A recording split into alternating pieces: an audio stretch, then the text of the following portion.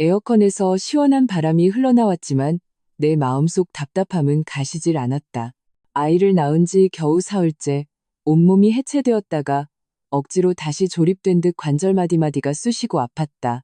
하지만 아기 침대에 누워있는 작은 생명, 쭈글쭈글한 작은 얼굴로 고른 숨을 내쉬는 아이를 보면 모든 고통이 가치 있게 느껴졌다. 무엇보다 반년 전부터 예약해둔 베테랑 산후도우미 박 이모님이 계셔서 마음이 놓였다. 이모님은 일 처리가 깔끔하고 아기를 돌보는 경험도 풍부하셨다. 그분이 곁에 있다는 것만으로도 내 마음의 짐이 절반은 덜어지는 듯했다. 이모님은 조심스러운 손길로 내 침대 머리맡을 정리하고 따뜻한 물을 따라주시며 틈틈이 쉬라고 나지막이 속삭이셨다. 바로 그때 병실 문이 열렸다. 시어머니 최영숙 여사였다. 보온 죽통을 든 채 내 남편 김준호가 그 뒤를 따랐다. 시어머니는 병실에 들어서자마자 방안을 훑어보더니 이내 탐조등 같은 시선으로 박 이모님을 위아래로 뜯어보았다. 그녀는 죽통을 테이블 위에 내려놓으며 얼굴에 억지 웃음을 지었다. 하지만 그 웃음은 눈가에 닿지 않았다. 서연아, 엄마가 미역국 끓여왔다. 식기 전에 어서 먹으렴. 나는 애써 웃으며 대답했다. 감사해요, 어머니. 고생하셨어요. 시어머니는 손사래를 치며 침대 옆에 털썩 주저앉았다. 내 손을 잡은 그녀의 목소리가 한 톤 높아졌다. 아이고, 뭘 이런 걸 가지고, 다 한 가족인데. 그러다 그녀는 화제를 바꾸며 아기 옷을 준비하던 이모님 쪽으로 시선을 돌렸다. 준호야, 내가 밖에서 계산해봤는데 저 도우미분 한 달에 300만 원이나 한다며? 300만 원? 이거 완전 날강도 아니니? 너무 비싸잖아. 김준호는 한쪽에서 휴대폰만 만지작거리며 건성으로 대답했다. 비싸긴 하네. 근데 서연이 몸조리 잘해야 한다고 이미 얘기된 거잖아. 시어머니는 무릎을 탁 쳤다. 몸조리? 이 시어미가 있는데 걔 몸조리를 못 시킬까봐. 내가 아들 둘을 낳아 키웠는데 다들 멀쩡하게 잘 컸어. 그놈의 과학적인 거 다 돈 벌려는 수작이야. 이 돈 이렇게 쓰면 안 돼. 그녀는 나를 향해 돌아섰다. 그 말투에는 거부할 수 없는 친절함이 섞여 있었다. 서연아, 엄마랑 얘기 좀 하자. 이 도우미분 그만두게 하자. 엄마가 너 산후조리 해줄게. 너랑 아기 둘 다 토실토실하게 살찌워줄 테니 걱정 마. 이 돈 아껴서 나중에 애기 분유 사고 옷 사주는 게 훨씬 낫지 않겠니? 심장이 덜컥 내려앉았다. 나는 무의식적으로 이모님을 쳐다봤다. 이모님은 아무것도 못 들은 척 고개를 숙인 채 옷을 개고 있었지만 그 손길이 눈에 띄게 느려졌다. 나는 다시 김준호를 바라보며 그가 한마디 해주길 바랐다. 하지만 그는 고개를 들어 미간을 찌푸린 채 자기 엄마와 나를 번갈아 볼 뿐이었다. 그리고는 시어머니에게 말했다. 엄마, 몸은 괜찮으시겠어요? 애 보는 거 힘든데. 시어머니는 즉시 허리를 꼿꼿이 폈다. 왜 안 괜찮아? 나 아직 건강해. 그리고 내 손주 돌보는 건데 힘들어도 기쁘지. 생판 남한테 돈 주고도 제대로 된 대접 못 받는 것보다야 100배 낫지. 그녀는 내 손을 꽉 쥐었다. 서연아, 이걸로 정한 거다. 엄마가 가서 저분한테 얘기하고 보낼게. 목이 바싹 탔다. 반대하고 싶었지만 열정적이면서도 강압적인 시어머니의 얼굴과 옆에서 아무 말 없는 남편을 보니 입가에 맴돌던 말이 다시 목구멍으로 넘어갔다. 갓 출산한 나는 싸울 기력조차 없었다. 게다가 시어머니의 말은 너무나 그럴듯했다. 돈을 아끼기 위해, 손주를 위해 내가 굳이 산후도우미를 고집하면 철없고 돈 함부로 쓰는 며느리가 될 뿐이었다. 나는 힘겹게 입을 열었다. 어머니, 이모님은 전문가시고 저희 이미 계약도 했어요. 시어머니는 내 말을 잘랐다. 계약이 뭐 대수라고. 위약금 좀 물어주면 되지. 한 달에 300만 원 쓰는 것보다야 낫지. 걱정 마. 엄마가 저 사람보다 훨씬 잘 돌봐줄 테니까. 말을 마친 그녀는 정말로 자리에서 일어나 이모님께 다가갔다. 이모님은 하던 일을 멈추고 담담한 표정으로 내게 고개를 끄덕였다. 박서연님, 그럼 몸조리 잘하세요. 무슨 일 있으시면 연락 주시고요. 그녀는 금세 자신의 작은 캐리어를 챙겼다. 시어머니는 승전한 장군처럼 김준호에게 가서 수속을 밟고 정산하라고 재촉했다. 김준호는 휴대폰을 내려놓고 잠시 망설였지만 이내 엄마를 따라 나섰다. 병실은 순식간에 조용해졌다. 남은 것은 나와 아기뿐. 나는 아기의 잠든 얼굴을 보며 마음 한구석이 텅 비는 것을 느꼈다. 정체 모를 불안감이 파도처럼 밀려왔다.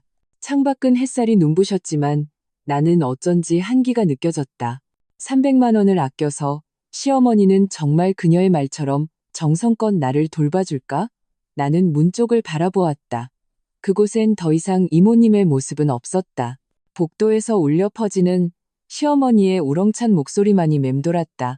걱정 마세요. 저한테 맡기면 문제없어요.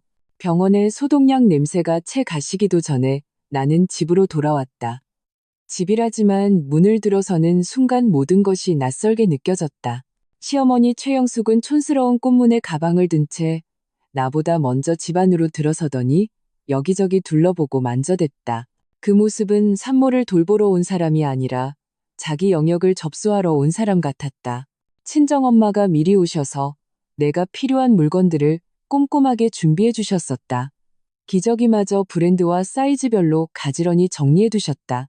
시어머니는 그것을 힐끗 보더니 코웃음을 쳤다. 쓸데없이 종류는 왜 이렇게 많이 사? 돈 낭비야. 우리 땐 천 기저귀 몇 장으로 빨고 말려서 다 키웠어. 나는 그녀와 다툴 기운이 없었다. 수술 부위는 여전히 아팠고 온몸이 솜을 밟는 듯 휘청거렸다.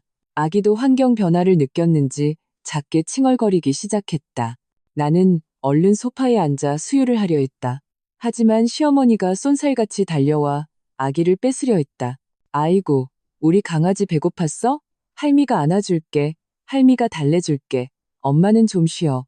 그녀의 몸에서는 짙은 음식 냄새가 났고 손가락 마디는 굵었으며 손톱 밑에는 검은 때가 껴있는 것 같았다. 나는 무의식적으로 아기를 품 안으로 더 끌어안으며 작은 소리로 말했다. 어머니, 제가 먼저 젖 좀 물릴게요. 배가 고픈가 봐요. 허공에 멈춘 시어머니의 손, 그녀의 얼굴이 순간 굳어졌다. 그녀는 멋쩍게 손을 거두며 말했다. 그래, 네가 먹여라. 나는 미역국이나 데워줄게. 그녀는 부엌으로 들어가며 일부러 그릇을 쾅쾅 내려놓았다. 마치 불만을 표출하는 것 같았다. 첫날 밤, 나는 무언가 잘못되었다는 것을 직감했다. 새벽에 아기가 배가 고팠겠어 울었다. 나는 비틀거리며 일어나 땀을 뻘뻘 흘리며 겨우 수유를 하고 트림까지 시켜 재웠다. 몸이 부서질 듯 피곤했다. 시계를 보니 새벽 2시가 넘었다. 그런데 거실에서 TV 소리와 함께 시어머니의 억눌린 웃음소리가 들려왔다. 살며시 문틈으로 내다보니 시어머니는 얇은 담요를 덮은 채 소파에 비스듬히 누워 막장 드라마에 푹 빠져 있었다. 옆에는 땅콩 접시까지 놓여 있었다. 그녀는 인기척을 느끼고 나를 보더니 잠시 멈칫했다. 이내 목소리를 낮추며 말했다. 왜 일어났어? 아기 자면 너도 얼른 자야지. 나는 나이 들어서 잠이 없어서 그래. TV 보면서 시간 때우는 거야. 안 그럼 잠이 안 와. 나는 입을 열어 여기서 TV를 보시면 불빛과 소리 때문에 저와 아기가 쉬기 힘들어요라고 말하고 싶었지만 너무나 당당한 그녀의 모습에 말이 나오지 않았다. 나는 그저 조용히 문을 닫았다. 그날 밤 거실의 TV 소리는 동이틀 무렵까지 간헐적으로 이어졌다. 나는 거의 뜬 눈으로 밤을 새웠다. 다음 날 시어머니는 해가 중천에 뜨고 나서야 부스스 일어났다. 퀭한 눈으로 하품을 연신해대며 어젯밤 남은 미역국을 데워 내 아침으로 내밀었다. 자신은 김이 모락모락 나는 김치찌개에 밥을 말아 맛있게 먹었다. 아기가 울자 그녀는 요람을 두어 번 흔들며 중얼거렸다. 뚝뚝, 울지 마라. 하지만 눈은 계속 TV를 향해 있었다. 기저귀가 젖자 재빨리 갈아주기는 했지만 그 손길이 너무 거칠어 아기의 연약한 다리가 부러질 것 같았다. 나는 가슴이 철렁 내려앉아 말했다. 어머니, 제가 할게요. 그녀는 잘 됐다는 듯 즉시 손을 떼고 다시 소파에 앉아 리모컨을 집어들었다. 김준호가 퇴근하자 시어머니는 딴 사람이 되었다. 분주하게 움직이며 아들이 피곤하지 않으냐 묻고 과일을 깎아 바쳤다. 내가 화장실에 간 사이 거실에서 김준호에게 하소연하는 소리가 들렸다. 준호야, 엄마 늙어서 이제 힘에 부치나 봐. 애 보는 게 정말 힘들다. 출근하는 것보다 더 힘들어. 밤새 몇 번이나 깼는지 허리가 끊어질 것 같아. 김준호는 안쓰러운 목소리로 말했다. 엄마, 고생 많으세요. 화장실 문 앞에 서서 나는 속으로 냉소했다. 밤새 몇 번이나 깨다니 소파에서 동이 틀 때까지 TV를 보지 않았던가. 하지만 내가 지금 나가서 이 사실을 말한들 김준호가 믿을까? 그는 그저 내가 시어머니를 헐뜯는다고 생각할 것이다. 식사 시간, 김준호는 시어머니의 피곤한 얼굴과 나를 번갈아 보며 나무라는 투로 말했다. 서연아, 엄마 연세도 많으신데 모든 걸 엄마한테 맡기려고 하지 마. 네가 할 수 있는 건 좀 하고. 입안에 든 밥이 모래알처럼 씹혔다. 삼킬 수도 뱉을 수도 없었다. 내가 그녀에게 의지했던가? 분명 자신이 하겠다고 나선 사람이 이제 와서 지쳐 쓰러질 것 같은 연기를 하고 있었다. 나는 김준호를 보았다. 그의 눈에는 오직 자기 엄마에 대한 안쓰러움만 가득할 뿐, 내 창백한 얼굴과 아기를 안아 떨리는 내 손은 보이지 않았다.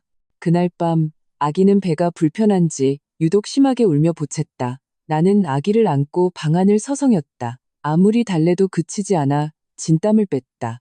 아기 울음소리에 잠이 깬 시어머니가 잠옷바람으로 문을 열고 들어왔다. 짜증 가득한 얼굴이었다. 왜 이렇게 울어대? 밤새 잠도 못 자게. 그녀는 다가와 거칠게 아기의 이마를 짚었다. 열도 없는데 왜 이래? 내 젖이 안 좋아서 애배앓이 하는 거 아니야?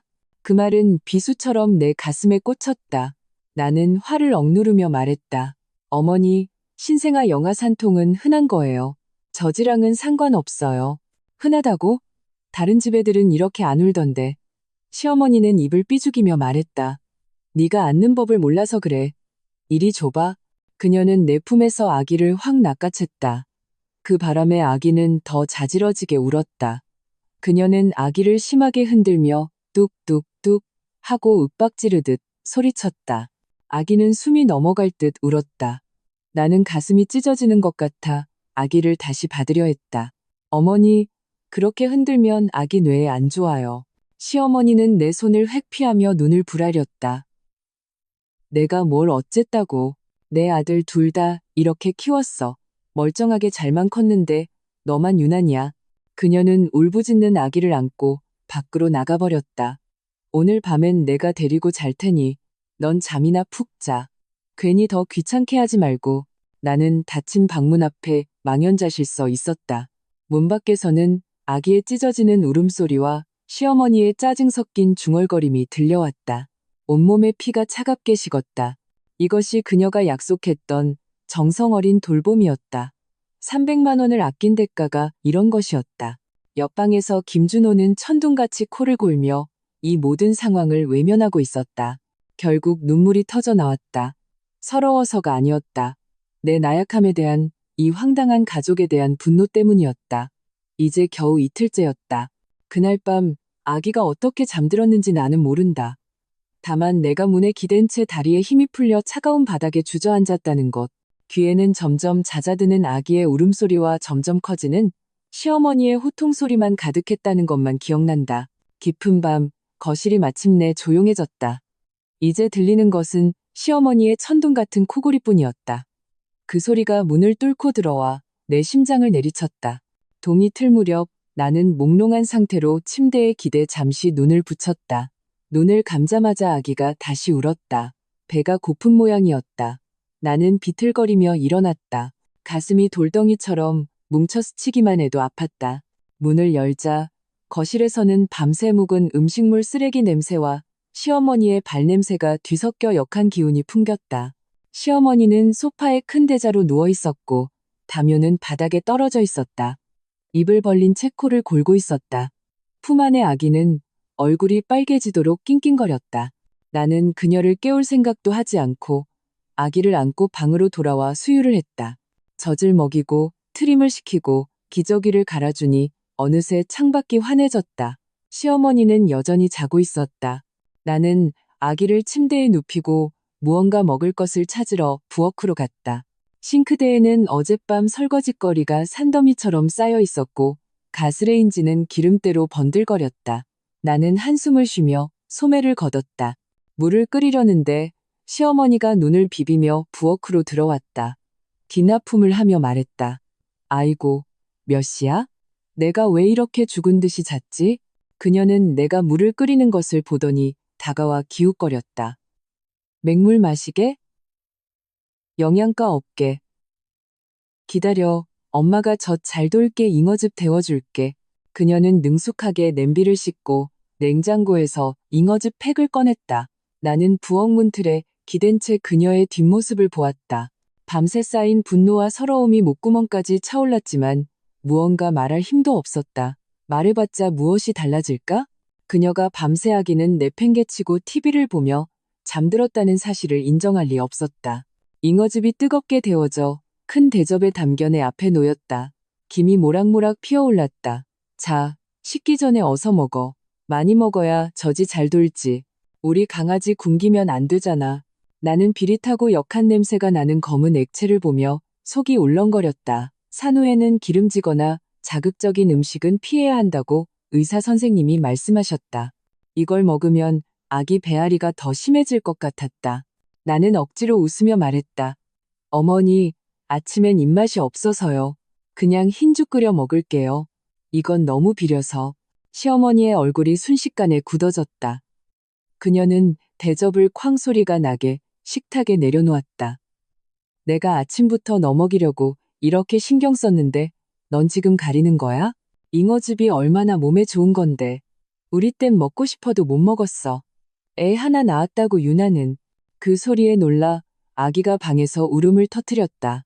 나는 그녀와 다툴 겨를도 없이 아기를 안으러 달려갔다.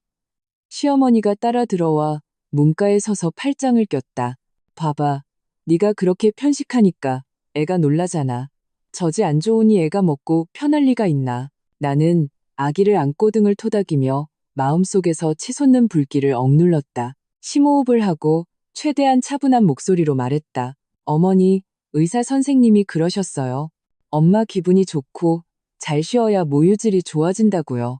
아기가 운 건 아까 그 소리에 놀라서 그런 거지 제 젖 때문이 아니에요. 의사, 넌 의사 말밖에 모르지? 의사가 내 애를 키워줘. 아니면 내가 키워줘? 시어머니의 목소리가 날카로워졌다. 내가 보기엔 네가 우리 손주 제대로 먹이기 싫어서 꾀부리는 거야. 힘든 게 싫은 거지? 그때 잠옷 차림의 김준호가 잠이 덜 깬 얼굴로 방문 앞에 나타났다. 미간을 찌푸리며 말했다. 아침부터 왜 이렇게 시끄러워? 잠 좀 자자. 시어머니는 아들이 나타나자마자 다른 사람으로 돌변했다. 눈시울이 붉어지며 울먹이는 목소리로 말했다. 준호야, 엄마는 이제 더는 못하겠다. 아침 일찍 일어나서 제 먹을 거 챙겨줬더니 이건 이래서 싫다. 저건 저래서 싫다. 내가 애를 잘 못 본다고 타박까지 하니. 이 늙은이 마음이 너무 아파서 김준호의 얼굴이 순식간에 굳어지며 나를 질책하는 눈빛으로 쏘아보았다. 박서연, 엄마가 연세도 많으신데 너 돌봐주시러 오셨잖아. 너 좀 철들면 안 돼? 어른 좀 공경할 줄 알아야지. 아침부터 엄마 속을 왜 썩여. 나는 그의 당연하다는 듯 엄마 편을 드는 얼굴과 그의 등 뒤에서 숨길 수 없는 더이한 표정을 짓는 시어머니를 보았다. 아기를 안은 팔이 부들부들 떨렸다. 공경? 내 몸이 누군가의 보살핌이 필요할 때 당신들 중 누가 나를 공경했는가? 나는 그릇을 집어던지고 싶은 충동을 억누르며 이를 악물고 한마디 쏘아붙였다. 김준호, 당신 어머니는 어젯밤 거실에서 아기 안고 동틀 때까지 TV 보셨어. 아기가 우니까 마구 흔들어대고. 이게 당신이 말하는 정성 어린 돌봄이야? 시어머니가 즉시 발끈하며 내게 손가락질했다. 너 지금 무슨 소리 하는 거야? 사람을 이렇게 모함해? 내가 밤새 몇 번이나 일어나서 애를 봤는데 허리가 끊어질 것 같단 말이야. 준호야, 쟤 좀 봐. 나를 이렇게 억울하게 만들잖아. 김준호는 명백히 나를 믿지 않았다. 그는 혐오스러운 표정으로 손을 내저었다. 됐어, 그만해. 엄마가 너랑 아기를 해치기라도 하겠어? 그냥 조용히 좀 지내면 안 돼? 나 회사 일만으로도 힘들어 죽겠는데 돌아오면 좀 쉬고 싶다고. 이 집 꼴이 이게 뭐야. 그는 말을 마치고 돌아서서 침실로 들어가 문을 쾅 닫아버렸다. 시어머니는 승리감에 찬 눈으로 나를 힐끗 쳐다보더니 콧노래까지 흥얼거리며 자리를 떴다. 나는 마침내 조용해진 아기를 안고 바보처럼 그 자리에 서 있었다. 창밖의 햇살이 눈부시게 쏟아져 눈이 아팠다. 세상이 어떻게 된 걸까? 흑백이 뒤바뀌고 옳고 그름이 사라졌다. 이 집에서 나는 이방인이었고 저 모자의 공동의 적이었다. 내 품 안에 이 부드러운 작은 생명만이 내가 붙잡을 수 있는 유일한 의지였다. 무너지면 안 돼, 절대로. 나는 거울 속 창백한 얼굴에 헝클어진 머리를 한 여자를 보며 스스로에게 다짐했다. 박서연, 참아야 해. 아직은 때가 아니야. 그날 저녁, 김준호는 웬일로 야근 없이 일찍 퇴근했다. 시어머니는 마치 활력소라도 맞은 듯 부엌에서 온갖 음식을 볶고 튀겨내며 한 상 가득 차려냈다. 전부 김준호가 좋아하는 기름진 음식들이었다. 식탁에서 그녀는 끊임없이 아들의 밥그릇에 반찬을 올려주며 말했다. 일하느라 힘들지? 많이 먹고 기운내. 맨날 집에서 빈둥거리면서 반찬 투정이나 하는 누구랑은 다르지. 나는 고개를 숙인 채 흰쌀밥만 깨작였다. 상처는 여전히 은은하게 아팠고 기름진 음식은 도저히 넘어가지 않았다. 아기는 내 옆요람에서 평온하게 잠들어 있었다. 하루 중 유일하게 마음이 놓이는 순간이었다. 김준호는 입가에 기름을 묻혀가며 맛있게 먹었다. 시어머니의 불평에도 그저음하고 건성으로 대답할 뿐이었다. 아들이 반응이 없자 시어머니는 다시 내게로 화살을 돌렸다. 서연아, 내가 보아하니 내 젖이 좀 부족한 것 같아. 애가 자꾸 우는 게 배가 덜 차서 그런 거 아니니? 내일부터 분유를 좀 섞어 먹이자. 우리 준호도 분유 먹고 이렇게 튼튼하게 컸잖아. 젓가락을 쥔 손이 멈칫했다. 모유 수유는 아기에게 좋다고 해서 내가 고집한 것이었다. 그런데 이제 겨우 며칠 지났다고 시어머니는 분유를 먹이자고 재촉했다. 밤에 깨는 게 귀찮고 TV 보는데 방해되기 때문일 것이다. 나는 고개를 들어 그녀를 보며 말했다. 어머니, 의사 선생님이 모유가 제일 좋다고 하셨어요. 자주 물리면 양은 충분해질 거예요. 아기가 우는 건 꼭 배고파서가 아니라 영아산통 때문일 수도 있고 그냥 안아달라는 신호일 수도 있어요. 안아달라고? 네가 하도 버릇을 잘못 들여서 그래. 시어머니는 젓가락을 탁 소리나게 내려놓으며 목소리를 높였다. 애가 울 때마다 안아주니 버릇이 나빠지지. 나중엔 너만 힘들어. 우리 땐 애가 울면 그냥 울게 뒀어. 울다 지치면 알아서 잠들었지. 요즘 애들처럼 유난 떨지 않았다고. 김준호는 미간을 찌푸렸다. 시끄러운 게 짜증나는 눈치였다. 됐어요, 엄마. 식사 중인데 조용히 좀 하세요. 그러고는 나를 보며 참을성 없다는 투로 말했다. 너도 그만 좀 해. 엄마도 다 너랑 애를 위해서 하시는 말씀이잖아. 나를 위해서?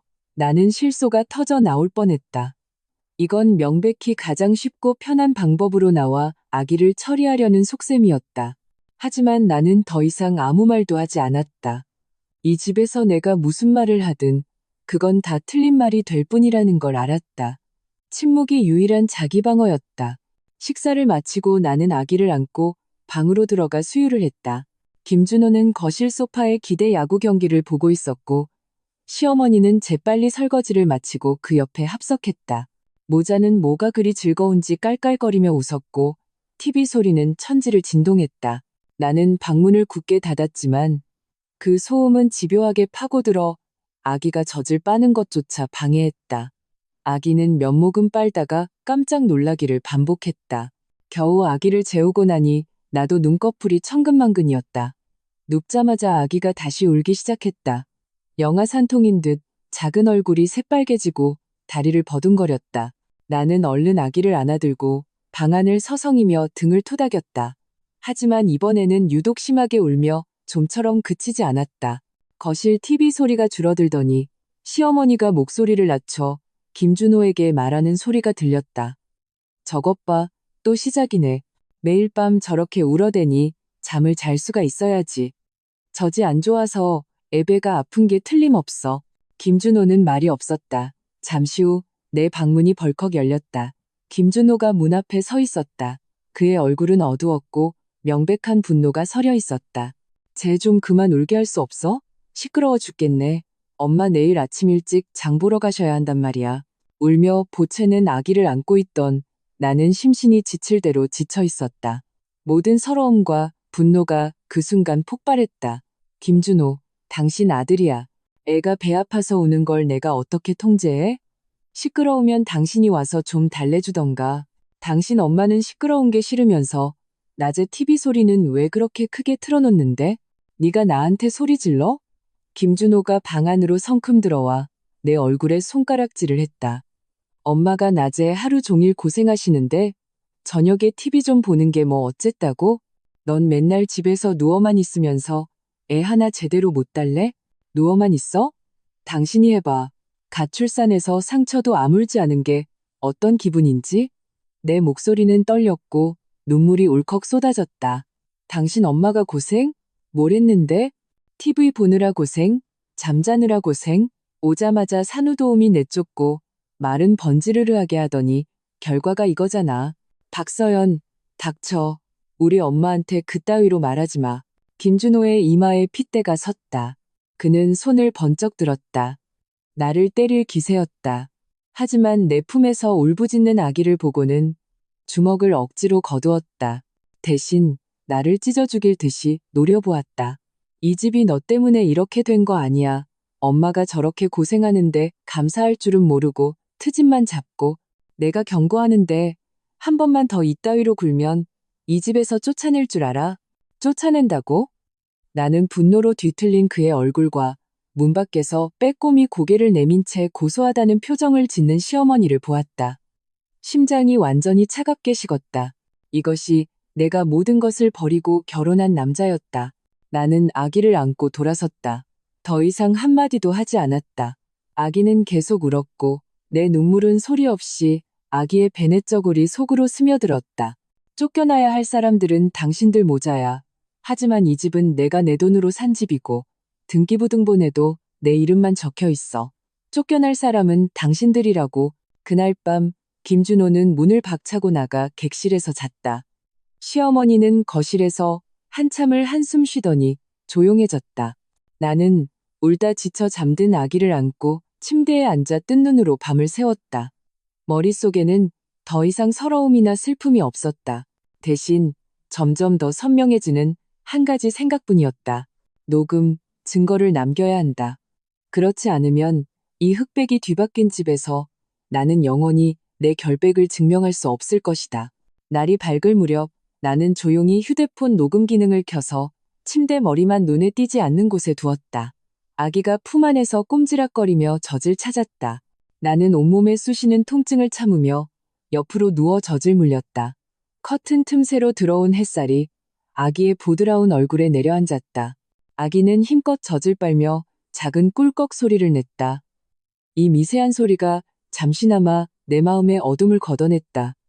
아기만 괜찮다면 나는 버틸 수 있었다. 거실은 쥐죽은 듯 조용했다. 시어머니는 아직 자는 모양이었다. 수유를 마치고 조심스럽게 아기를 요람에 눕히려 거실로 나갔다. 시어머니는 소파에 큰 대자로 누워 있었고 담요는 바닥에 나뒹굴고 있었다. 입을 벌린 채 천둥 같은 코를 골고 있었다. 탁자 위에는 어젯밤 먹다 남은 땅콩과 물 반 컵이 놓여 있었다. 나는 못 본 척 아기를 안고 화장실로 들어가 따뜻한 물로 아기의 얼굴과 손을 닦아주었다. 내가 나왔을 때 시어머니는 깨어 소파에 앉아 눈을 비비고 있었다. 나를 보자마자 큰 아픔을 하며 길게 늘어지는 소리로 말했다. 아이고, 밤새야도 시달렸더니 잠을 제대로 못 잤네. 아기는 이제 안 보채? 나는 대꾸 없이 방으로 들어갔다. 그녀는 TV 소리를 크게 틀었고 아침 뉴스 앵커의 목소리가 온 집안을 가득 메웠다. 아기가 시끄러운 소리에 미간을 찌푸렸다. 나는 얼른 방문을 닫았지만 소음은 집요하게 파고들었다. 잠시 후 시어머니가 김준호가 자는 객실 문을 두드리는 소리가 들렸다. 그 목소리는 지극히 부드럽고 가녀렸으며 억울함이 가득했다. 준호야, 일어나서 아침 먹어라.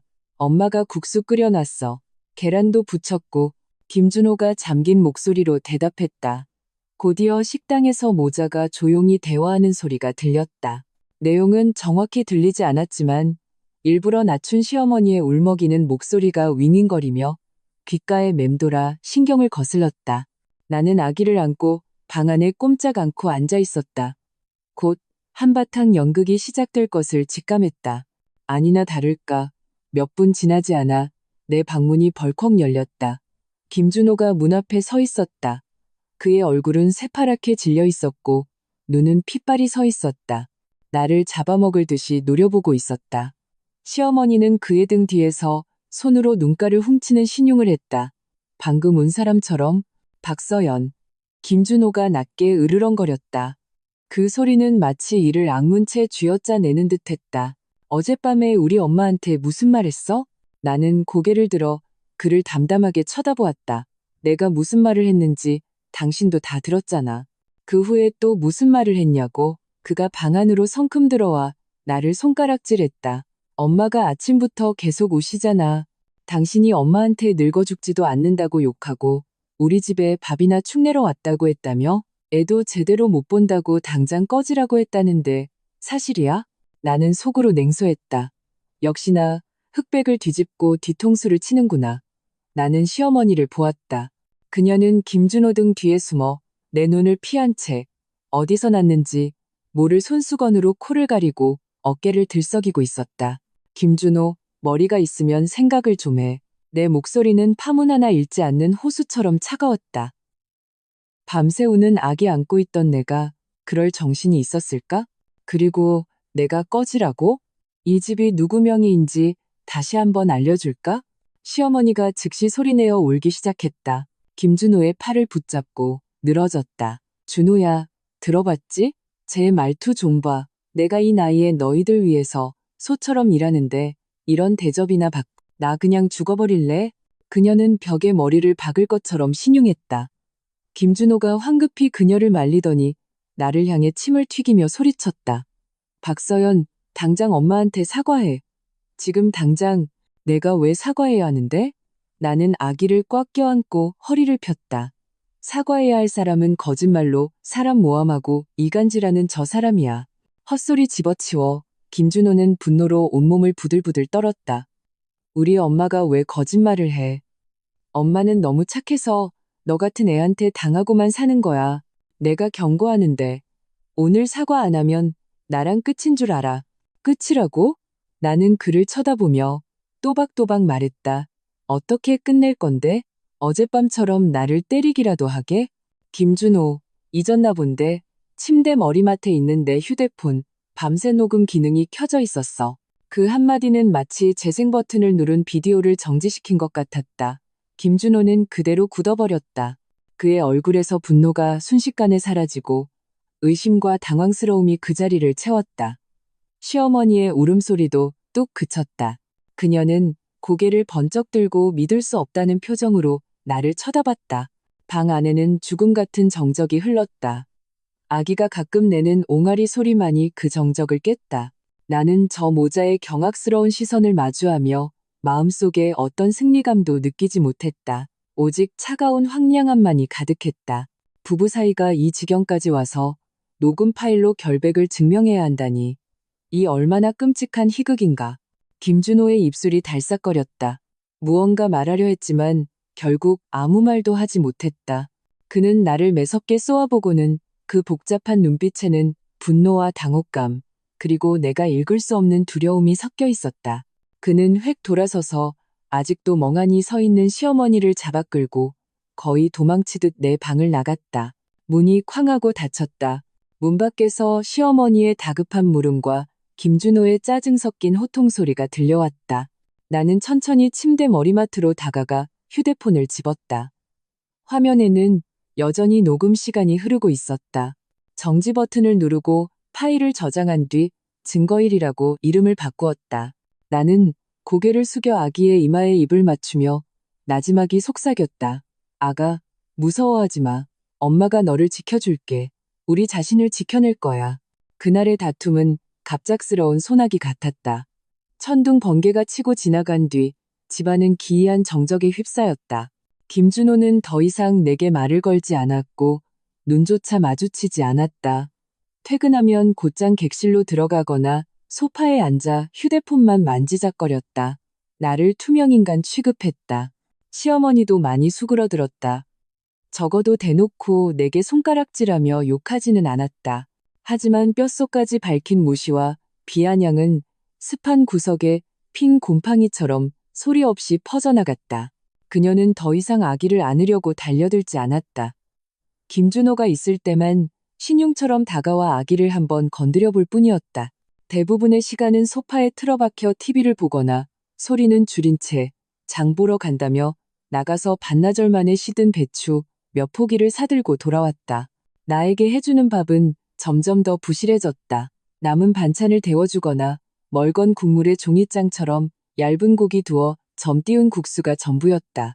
그러면서도 자신은 내가 아기를 재울 때 몰래 부엌에서 계란 프라이나 소시지를 구워 먹는 냄새를 풍겼다. 나는 아무 말도 하지 않았다. 묵묵히 그 맛없는 음식을 먹고 묵묵히 아기에게 젖을 물리고 기저귀를 갈고 재웠다. 심지어 방문도 굳게 닫지 않고 거실에 TV 소리와 시어머니의 기침 소리가 들리도록 내버려 두었다. 김준호는 이런 평화로운 상황에 만족하는 듯했다. 내가 마침내 현실을 깨닫고 인내하는 법을 배웠다고 생각하는 모양이었다. 그는 가끔 팔짱을 낀 채 방문 앞에 서서 마치 선심 쓰듯 말했다. 봐, 이러니까 얼마나 좋아.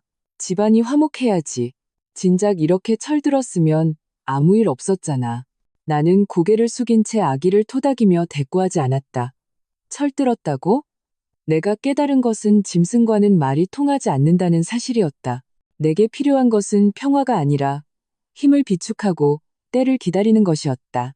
내 휴대폰의 녹음 파일은 몇 개 더 늘었다. 시어머니가 애 보는 게 힘들다고 불평하는 내용, 내 젖이 안 좋다고 암시하는 말들, 일부러 음식을 짜게 만들었다고 실토하는 말들이 담겨 있었다. 나는 몰래 사진도 찍기 시작했다. 싱크대에 쌓인 설거짓거리, 낮잠 자며 침 흘리는 시어머니의 모습, 그녀가 나에게 준 음식과 자신을 위해 차린 음식의 비교 사진들을. 어느 날 오후 아기가 잠든 사이 침대에 기대 쉬고 있는데 시어머니가 거실에서 고향 친구와 영상 통화하는 소리가 들렸다. 목소리는 매우 컸고 과장된 자랑이 섞여 있었다. 아이고, 힘들긴 힘들지. 근데 아들이랑 손주를 위해서라면 뭔들 못하겠어.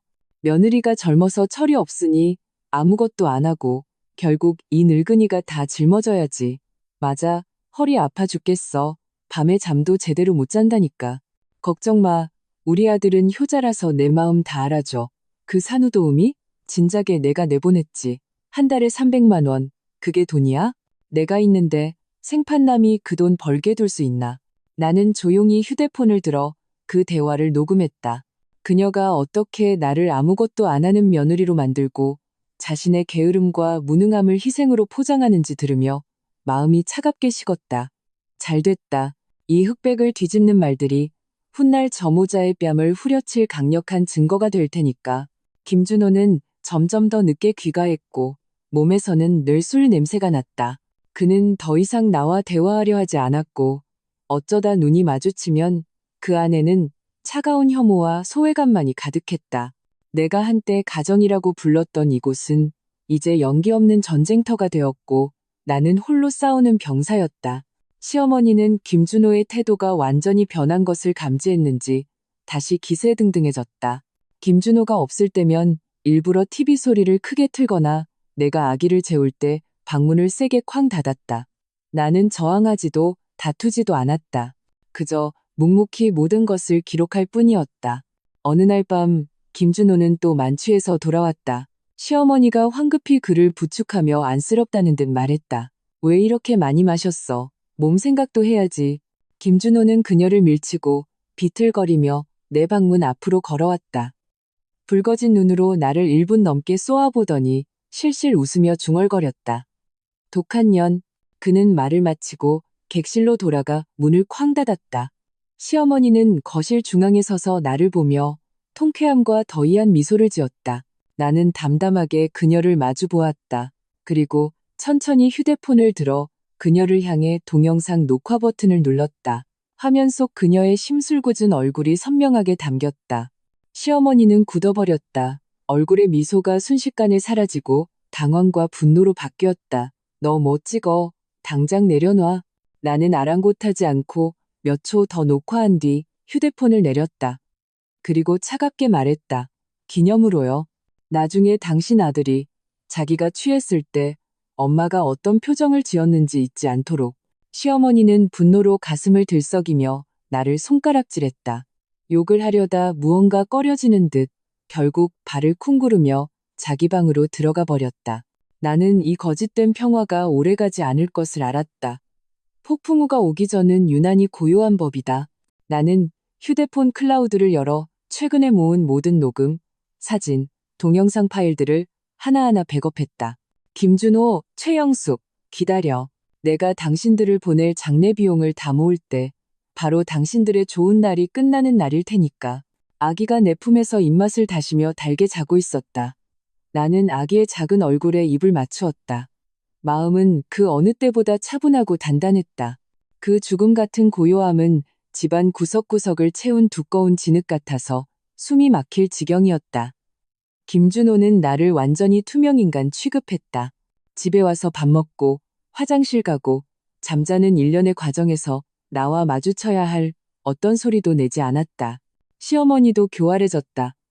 적어도 겉으로는 더 이상 도발하지 않았다. 하지만 그녀의 감시하는 듯한 눈초리, 컵을 식탁에 세게 내려놓거나 의자를 끌어 끽 소리를 내는 등 일부러 내는 소음들은 바늘처럼 내 신경을 찔러댔다. 그들은 내가 먼저 무너지기를, 내가 폭발하기를 기다리고 있었다. 그래야 모든 잘못을 내게 뒤집어 씌울 수 있을 테니까. 봐, 저 여자는 미쳤어. 말이 안 통해. 하지만 나는 그러지 않았다. 나는 그 어느 때보다 냉정했다. 수유하고, 트림시키고, 기저귀 갈고, 재우고. 나는 마치 프로그램된 로봇처럼 착실하게 아기를 돌봤다. 아기는 내 세상의 중심이 되었다. 아기의 미소 하나, 작은 성장 하나하나가 이 진흙탕 속에서 내가 붙잡을 수 있는 유일한 빛이었다. 나는 심지어 아기에게 작은 소리로 말을 걸기 시작했다. 창밖으로 날아가는 새가 무슨 새인지, 햇살이 왜 따뜻한지 알려주었다. 지금은 알아듣지 못하겠지만 이 집안을 가득 채운 다툼과 냉대가 아닌 평온하고 사랑이 가득한 엄마의 목소리에 익숙해지길 바랐다. 증거 수집은 더욱 신중해졌다. 녹음 기능 거실 화병 뒤에 숨겼고 휴대폰 녹음 기능은 단축키로 설정했다. 심지어 노트북에 시간대별로 기록을 남기기 시작했다. 몇 시 몇 분에 시어머니가 외출했고 몇 시 몇 분에 돌아왔는지. 김준호의 귀가, 시간과 그의 몸에서 나는 술 냄새의 농도까지. 이 사소해 보이는 디테일들이 훗날 그들의 거짓말을 부술 돌멩이가 될 것이다. 평화는 금요일 저녁에 깨졌다. 김준호는 웬일로 제 시간에 퇴근했지만 얼굴은 평소보다 더 어두웠다. 시어머니는 아들이 돌아오자마자 달려가 서류 가방을 받아들며 과장된 목소리로 말했다. 준호 왔니? 아이고, 안색이 왜 이렇게 안 좋아? 회사에서 무슨 일 있었어? 김준호는 그녀를 무시하고 소파에 털썩 주저앉아 넥타이를 풀었다. 그의 시선이 아기를 안고 있는 나를 훑었다. 얼음장 같은 눈빛이었다. 다음 주 수요일에 외삼촌이랑 이모님네 식구들 애 보러 오신대. 그의 목소리는 딱딱했다. 상의가 아니라 통보였다. 심장이 덜컥 내려앉았다. 그의 외삼촌과 이모, 시어머니 쪽 친척 중 가장 까다롭고 말하기 좋아하는 사람들이었다. 늘 거만하고 비꼬는 말투를 쓰는 그들이 이 시점에 온다는 것은 의도가 너무나 명백했다. 시어머니가 부른 구원군일 것이다. 시시비비를 가리거나 혹은 나에게 압력을 가하기 위해서 시어머니가 즉시 말을 받았다. 얼굴에는 숨길 수 없는 더위함이 서려 있었다. 맞아. 진작에 오셨어야지. 벌써 100일이 다 돼가는데 친척들이 아직 애 얼굴도 못 봤잖아. 그때 내가 맛있는 거 많이 해서 잘 대접해야지. 그녀는 말을 하며 의미심장하게 나를 쳐다봤다. 친척들한테 우리 손주가 얼마나 잘 크고 있는지 보여줘야지. 안 그러면 어떤 사람들은 우리가 애를 구박한다고 생각할 거 아니야. 나는 말없이 아기의 등을 토닥였다. 이것은 홍문연 공문옌, 죽이려는 속셈으로 베푸는 잔치이라는 것을 알았다. 김준호는 내가 아무 말 없자 더욱 참을성 없는 목소리로 말했다. 그때 가서 좀 눈치 있게 행동해. 죽상하고 있지 말고 어른들 오시면 인사도 좀 하고 물도 좀 따라드리고 친척들 앞에서 나 망신시키지 마. 나는 고개를 들어 그를 보았다. 목소리는 파문 하나 없이 평온했다. 아직 아기가 어려서 낯가려요. 사람 많고 시끄러우면 안 좋아요. 그리고 저도 산후조리 중이라 손님 접대할 기운이 없을 것 같네요. 너, 김준호가 벌떡 일어났다. 나를 손가락질하며 소리쳤다. 박서연, 너 지금 장난해? 엄마가 저렇게 고생하시고 친척들이 좋은 마음으로 애 보러 온다는데 그게 무슨 태도야. 시어머니가 황급히 그를 말리며 거짓으로 달랬다. 아이고, 준호야, 화내지 마. 서연이가 아직 몸이 안 좋아서 그런가 보지. 됐어, 됐어. 그날 걔는 아무것도 안 해도 돼. 엄마 혼자 다 할 수 있어. 그냥 방에서 애나 보라고 해. 그 말은 나를 위하는 척했지만 실은 내가 철없고 손님 대접도 할 줄 모르는 며느리라는 사실을 못 박는 것이었다. 나는 저 모자가 주고받는 연극을 보며 속으로 냉소했다. 좋다. 당신들은 연기해라. 나는 구경이나 할 테니 마음대로 하세요. 나는 이 세 마디를 던지고 아기를 안고 방으로 돌아가 문을 닫았다. 문 밖에서 시어머니의 억울한 하소연과 김준호의 억눌린 분노가 들려왔다. 나는 문에 기댄 채 시어머니가 얼마나 억울한 표정을 짓고 있을지 상상했다. 다음 주 수요일, 아직 5일 남았다. 그 5일 동안 나는 많은 것을 준비할 수 있었다. 나는 창밖으로 아파트 단지를 산책하는 사람들을 보았다. 어둠이 서서히 내려앉고 있었다. 곧 멋진 연극이 시작될 것이다. 다만 무대 위의 광대가 누구일지는 아직 모르는 일이다. 나는 휴대폰을 꺼내 오랫동안 연락하지 않았지만 믿을 수 있는 대학 동기 이수진에게 메시지를 보냈다. 수진아, 다음 주 수요일에 시간 돼. 혹시 우리 집 근처로 와서 좀 도와줄 수 있을까? 이후 며칠간 집안에는 폭풍전야의 기운이 더욱 짙어졌다. 시어머니는 눈에 띄게 들떠서 집안을 청소하기 시작했다. 물론 먼지를 왼쪽에서 오른쪽으로 쓸어 옮기는 수준의 보여주기식 청소였지만 입으로는 친척들의 입맛을 줄줄 읊어댔다. 누가 매운 걸 좋아하고 누가 싱겁게 먹는지 마치 대단한 귀빈이라도 오는 것 같았다. 김준호는 여전히 어두운 얼굴이었지만 나를 보는 눈빛에는 감시와 경고가 더해졌다. 내가 친척들 앞에서 그를 망신시킬까봐 두려워하는 듯했다. 나는 여전히 침묵했다. 해야 할 일을 할 뿐이었다. 다만 몰래 수진과의 카톡방을 상단에 고정하고 간단히 상황을 설명했다. 그녀는 즉시 분노에 찬 이모티콘과 함께 굳은 지지를 보내왔다. 걱정 마, 서연아. 다음 주 수요일에 시간 맞춰 갈게. 뭐 필요한 거 있어? 녹음기? 호신용 스프레이?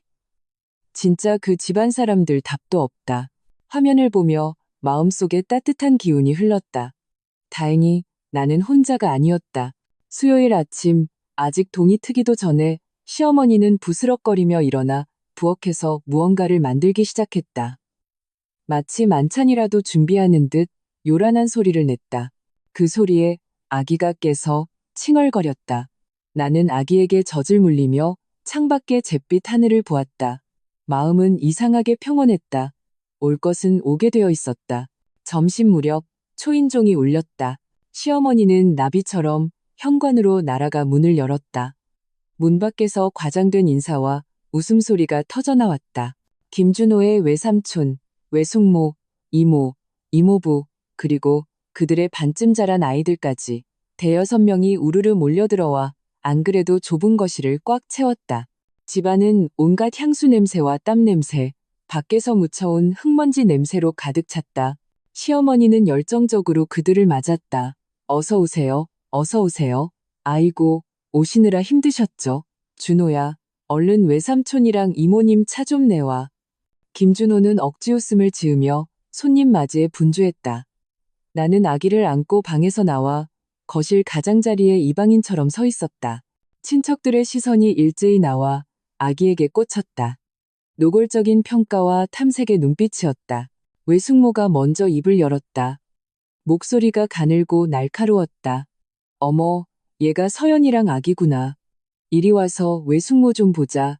아이고, 애가 왜 이렇게 작아? 좀 마른 것 같은데? 그녀는 말을 하며 아기의 볼을 꼬집으려 했다. 나는 몸을 살짝 틀어 피하며 차갑게 말했다. 아기가 낯을 가려서요. 외숙모의 손이 허공에서 멈칫했다. 얼굴이 보기 좋게 굳어졌다. 이모가 즉시 말을 받았다. 가식적인 웃음을 지으며 말했다. 그러게, 요즘 젊은 사람들은 애를 너무 귀하게 키워. 우리 땐 애들이 바닥을 기어다니면서 컸는데 저렇게 유난 떨지 않았지. 그녀의 시선이 나를 훑고 시어머니에게 향했다. 영수가 정말 고생이 많다. 이 대식구를 혼자 챙기느라. 시어머니는 마치 구원자라도 만난 듯 무릎을 치며 하소연을 시작했다. 아이고, 말도 마. 늙어서 힘에 부쳐. 아침부터 밤까지 일하느라 허리가 끊어질 것 같아. 그녀는 하소연 속에 교묘하게 나의 무심함과 게으름을 암시했다. 김준호는 옆에서 듣고 있다가 얼굴이 점점 굳어지며 나를 경고의 눈빛으로 쏘아보았다. 친척들도 맞장구를 치며 교묘하게 나를 비난했다. 거실은 시끄러웠고 아기는 그 소란에 놀라 내 품으로 파고들며 작게 울기 시작했다. 나는 아기를 안고 등을 토닥이며 무표정하게 그들의 연극을 지켜보았다. 좋다. 계속해봐. 식사 시간은 시어머니의 개인 표창대회나 다름없었다. 그녀는 친척들에게 음식을 날라주며 자신의 요리 솜씨를 자랑하는 동시에 나를 콕 집어 말했다. 서연아, 너 이거 많이 먹어. 이 생선이 젖 잘 돌게 한대. 아, 그 국은 짜니까 먹지 마. 애기한테 안 좋아. 분명 자신이 소금을 많이 넣은 탓이었다. 나는 묵묵히 흰밥만 먹으며 가끔 눈앞에 나물 반찬을 집었다. 김준호는 참지 못하고 식탁 밑에서 내 다리를 걷어찼다. 목소리를 낮춰 말했다. 너 벙어리야? 외삼촌이랑 이모님께 술이라도 한 잔 따라 드려야지. 나는 고개를 들어 나를 쳐다보는 한 무리의 사람들을 보았다. 천천히 젓가락을 내려놓았다. 저 모유 수유 중이라 술은 못 마셔요. 목소리는 크지 않았지만 충분히 선명했다. 식탁의 분위기가 순간 얼어붙었다. 시어머니가 황급히 수습했다. 맞아. 마시면 안 되지. 아기가 먼저니까. 그때 밥을 다 먹은 철없는 조카가 거실을 뛰어다니며 소리를 질렀다. 하마터면 뜨거운 주전자가 놓인 테이블에 부딪힐 뻔했다. 나는 미간을 찌푸리고 무의식적으로 아기 요람을 내 쪽으로 끌어당겼다. 외숙모가 그걸 보고 즉시 얼굴을 굳히며 자기 아이를 거짓으로 꾸짖었다. 뛰지 마. 예의 없게. 네가 이모님 놀라게 했잖아. 자기 귀한 아들 다칠까봐 저러시는 것 좀 봐. 그 말은 명백히 나를 겨냥한 것이었다. 나는 마침내 참지 못하고 고개를 들어 외숙모를 보았다. 말투는 여전히 평온했지만 냉기가 서려 있었다. 아이가 어려서 부딪히면 다쳐요. 그리고 이건 예의 문제가 아니라 안전 문제예요. 뜨거운 주전자에 누구든 대면 안 좋으니까요. 너 지금 무슨 뜻이야? 외숙모는 마치 꼬리라도 밟힌 듯 벌떡 일어났다. 우리 애가 예의 없다는 거야? 준호야, 네가 데려온 마누라 좀 봐라. 우리가 좋은 마음으로 애 보러 왔는데 손님을 이따위로 대접해? 김준호의 얼굴이 새파랗게 질렸다. 그가 식탁을 콱 내리치며 일어섰다. 박서연 닥치고 방에 처박혀 있어. 거실은 쥐 죽은 듯 조용해졌다. 모든 시선이 조롱, 분노 혹은 구경거리로 나에게 집중되었다. 시어머니는 옆에서 입꼬리가 올라가는 것을 억누르지 못했다. 나는 아기를 안고 천천히 일어섰다. 분노로 뒤틀린 김준호의 얼굴, 더이한 시어머니의 눈빛, 그리고 저 소위 친척들의 고소하다는 표정을 차례로 훑어보았다. 알았어요. 나는 이 한마디만 남기고 아기를 안고 돌아서서 한 걸음 한 걸음 단호하게 방으로 돌아가 문을 닫았다. 문 밖에서는 몇 초간의 정적 후 더 큰 소란이 터져 나왔다. 시어머니의 가식적인 중재와 친척들의 시끄러운 성토가 뒤섞였다. 나는 문에 기댄 채 김준호가 분노를 억누르며 사과하는 소리를 똑똑히 들었다. 나는 고개를 숙여 놀라서 멍해진 아기의 이마에 가볍게 입을 맞추었다. 아가, 무서워하지 마. 엄마는 오늘 저들의 가면을 직접 찢어버린 것뿐이야. 나는 휴대폰을 꺼내 수진에게 메시지를 보냈다. 연극 끝났어. 이제 준비해줘. 방문은 바깥의 소란을 차단했지만 그 날카로운 비난과 김준호의 억눌린 분노는 송곳처럼 문틈을 파고들었다. 아기는 내 품에서 불안하게 몸을 뒤척이며 곧 울음이 터질 듯 입술을 삐죽거렸다. 나는 얼른 아기를 가볍게 흔들며 서툰 자장가를 흥얼거렸다. 마음속은 얼음덩이가 들어찬 듯 차갑고 단단했다. 얼마나 지났을까? 바깥 소리가 점점 잦아들더니 웅성거리는 소리로 바뀌었다. 그리고 문이 열리고 닫히는 소리가 들렸다. 친척들이 떠난 것이다. 거실은 죽음처럼 고요했지만 그 고요함은 아까의 소란보다 더 숨막혔다. 나는 침대 옆에 꼼짝 않고 앉아 바깥의 동정을 살폈다. 먼저 시어머니의 과장된 발소리가 들리고 이내 울먹이며 억지로 낮춘 목소리의 하소연이 시작되었다. 준호야, 너도 봤지? 오늘 엄마 체면이 말이 아니게 됐다. 친정 식구들 앞에서 내가 이렇게 사람 취급도 못 받고 쟤는 작정하고 우리 모자 망신 주려고 한 거야. 김준호는 즉시 대답하지 않았다. 거친 숨소리만 들려왔다. 나는 그의 새파랗게 질린 얼굴과 관자놀이에서 펄떡이는 핏줄을 상상할 수 있었다.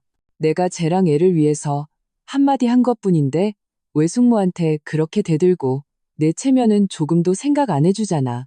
이러고 앞으로 어떻게 친척들 얼굴을 보겠어? 내 마음이. 시어머니의 울음소리는 점점 커졌다. 세상에서 가장 큰 억울함을 당한 사람처럼.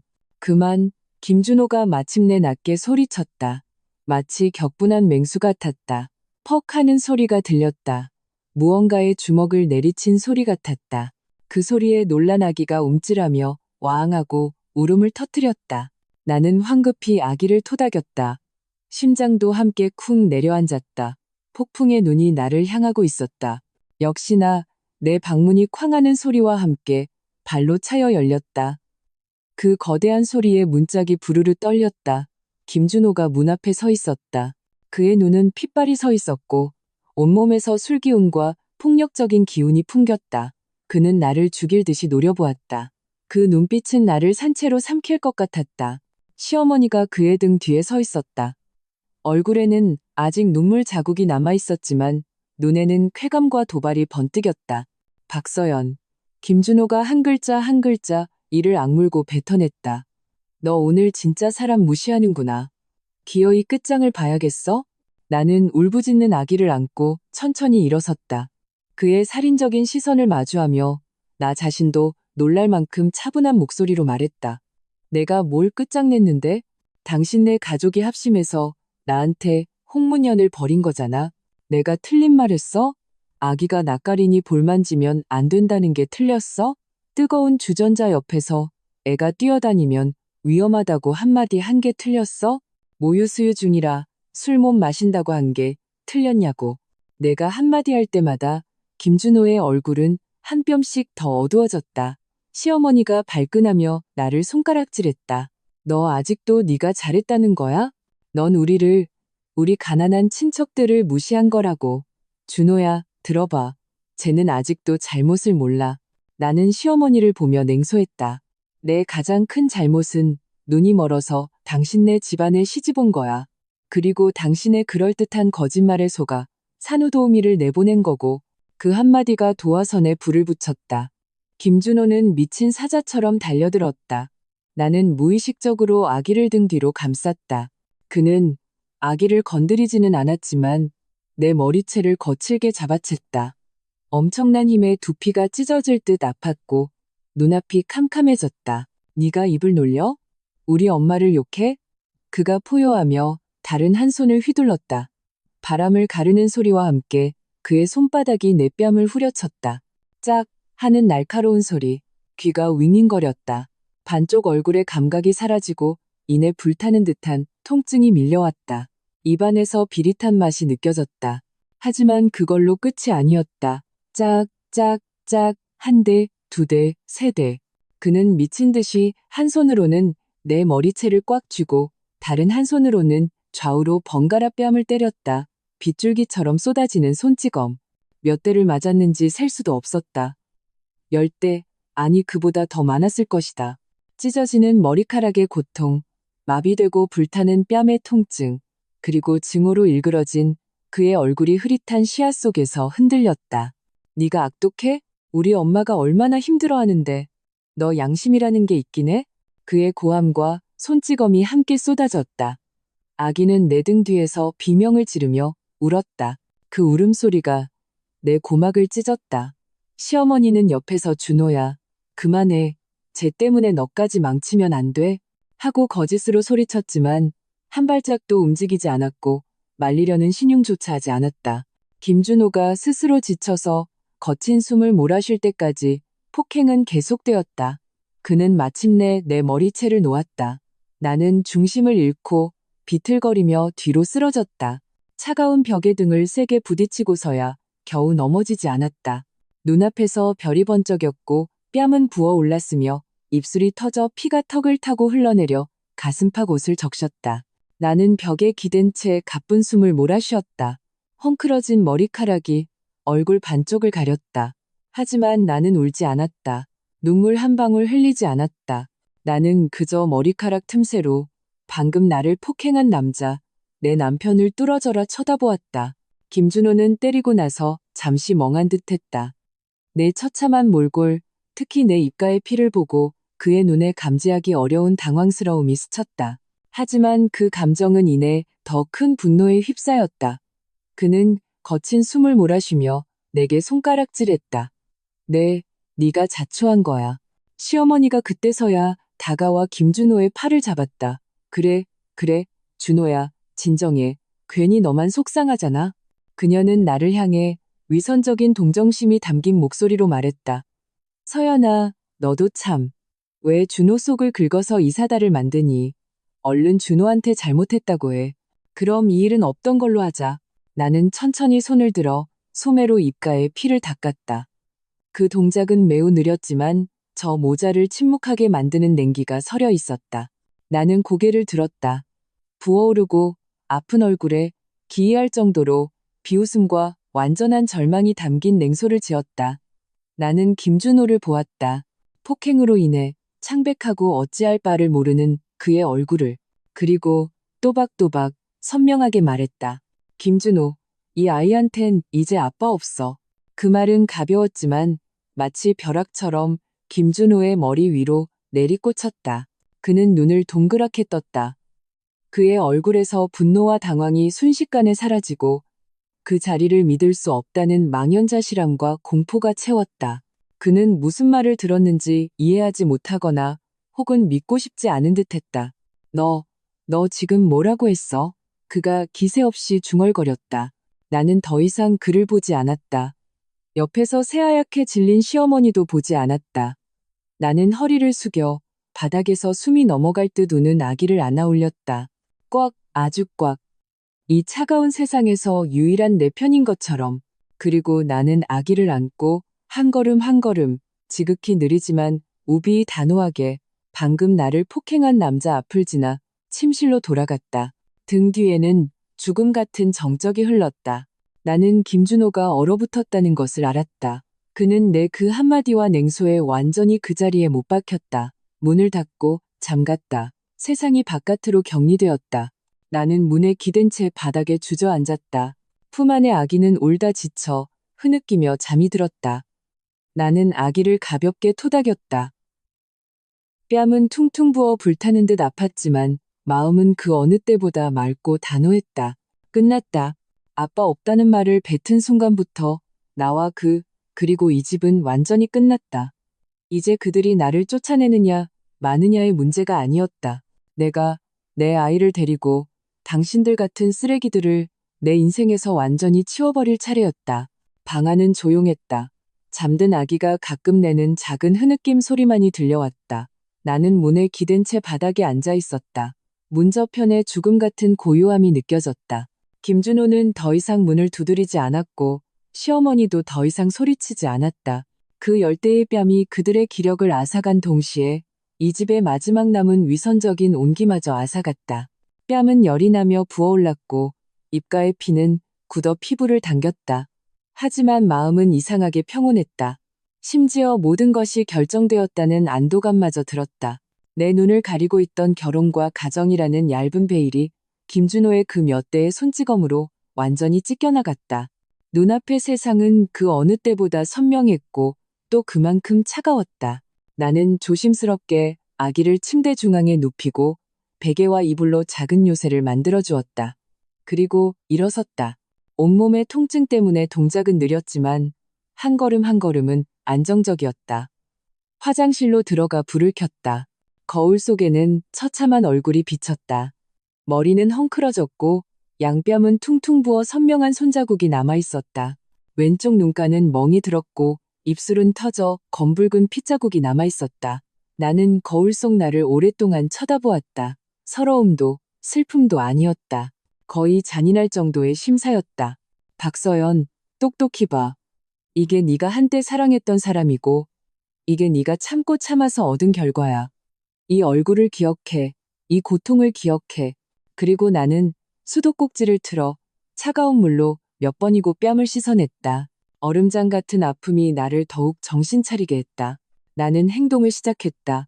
먼저 화병 뒤에 숨겨두었던 녹음기를 조심스럽게 꺼내 전원을 끄고 챙겼다. 그리고 휴대폰을 확인했다. 마지막 녹음 파일은 몇 시간짜리였고 친척들이 온 순간부터 김준호의 폭행까지의 전 과정이 완벽하게 기록되어 있었다. 나는 이 파일들을 이전에 저장해둔 모든 녹음, 사진, 동영상과 함께 다시 한번 클라우드에 백업하고 수진의 암호화된 이메일로도 한부 보냈다. 이 모든 것을 마친 후 옷장을 열었다. 화려한 옷들은 거들떠보지도 않고 가장 큰 백팩을 꺼내 필요한 것들을 채우기 시작했다. 내 신분증, 주민등록등본, 혼인관계 증명서, 통장 등 내 모든 중요 서류, 그리고 아기의 출생증명서, 예방접종 수첩, 내 속옷과 갈아입을 옷 몇 벌, 그리고 더 많은 아기 기저귀, 몰래 준비해둔 분유, 작은 옷들, 젖병, 베넷 저고리. 짐은 많지 않았지만 나와 아기가 며칠을 버티기엔 충분했다. 모든 과정에서 나는 마치 수없이 예행 연습을 한 프로그램을 실행하는 것처럼 냉정했다. 망설임도 미련도 없었다. 이 방을 다시 한번 돌아보지도 않았다. 침대 시트부터 커튼까지 이곳의 모든 것은 역겨운 기운으로 오염되어 있었다. 백팩 지퍼를 올렸을 때 창밖은 이미 동이 트고 있었다. 나는 침대 옆으로 다가가 깊이 잠든 아기의 보드라운 이마에 가볍게 입을 맞추었다. 아가, 엄마가 이 지옥 같은 곳에서 데리고 나가줄게. 나는 휴대폰을 꺼내 수진에게 짧은 메시지를 보냈다. 날 밝았어. 계획대로 거기서 만나. 그리고 나는 무거운 백팩을 메고 부드러운 아기띠로 아직 잠든 아기를 조심스럽게 가슴에 단단히 맸다. 아기의 따뜻한 작은 몸이 내게 닿자 무한한 힘이 솟아났다. 심호흡을 하고 침실 문고리를 돌렸다. 거실은 아수라장이었다. 먹다 남은 음식들이 식탁 위에 그대로 널려 있었고 공기 중에는 술 냄새와 기름 냄새가 진동했다. 김준호는 소파에 비스듬히 누워 잠든 듯했다. 미간을 찌푸린 채 잠결에도 분노가 서려 있었다. 시어머니의 방문은 굳게 닫혀 있었다. 나는 다른 곳은 쳐다보지도 않고 아기를 안고 백팩을 맨 채 한 걸음 한 걸음 지극히 안정적으로 현관문을 향해 걸어갔다. 조용한 새벽, 내 구두굽 소리가 유난히 선명하게 울렸다. 내 손이 문고리에 닿았을 때 소파에 있던 김준호가 몸을 뒤척이며 무언가 중얼거렸다. 잠이 깰 것 같았다. 심장이 쿵 내려앉았지만 내 행동에는 조금의 망설임도 없었다. 나는 주저없이 문을 열었다. 새벽의 서늘한 공기가 밀려 들어왔다. 자유의 냄새였다. 멈춰. 등 뒤에서 김준호의 잠기고 놀란 목소리가 들려왔다. 그는 완전히 잠에서 깬 듯 소파에서 벌떡 일어났다. 나는 뒤돌아보지도 멈추지도 않고 문지방을 넘어섰다. 박서연, 너 지금 나가면 다시는 못 돌아올 줄 알아. 그가 씩씩거리며 쫓아왔다. 발소리가 쿵쿵 울렸다. 나는 이미 복도로 나왔다. 오래된 아파트라 엘리베이터 없이 긴 계단만 있었다. 나는 아기를 꽉 안고 계단을 내려가기 시작했다. 한 걸음 두 걸음.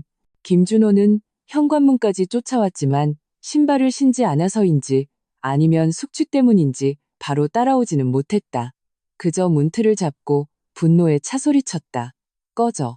갈 테면 영원히 돌아오지 마. 그 애새끼 데리고 같이 꺼지라고. 어디 갈 데나 있는지 보자. 그의 고함 소리는 텅 빈 복도에 울려 퍼지며 유난히 공허하고 가소롭게 들렸다. 나는 대꾸하지 않았다. 심지어 발걸음을 재촉하지도 않았다. 그저 안정적으로 한 계단 한 계단 내려갔다.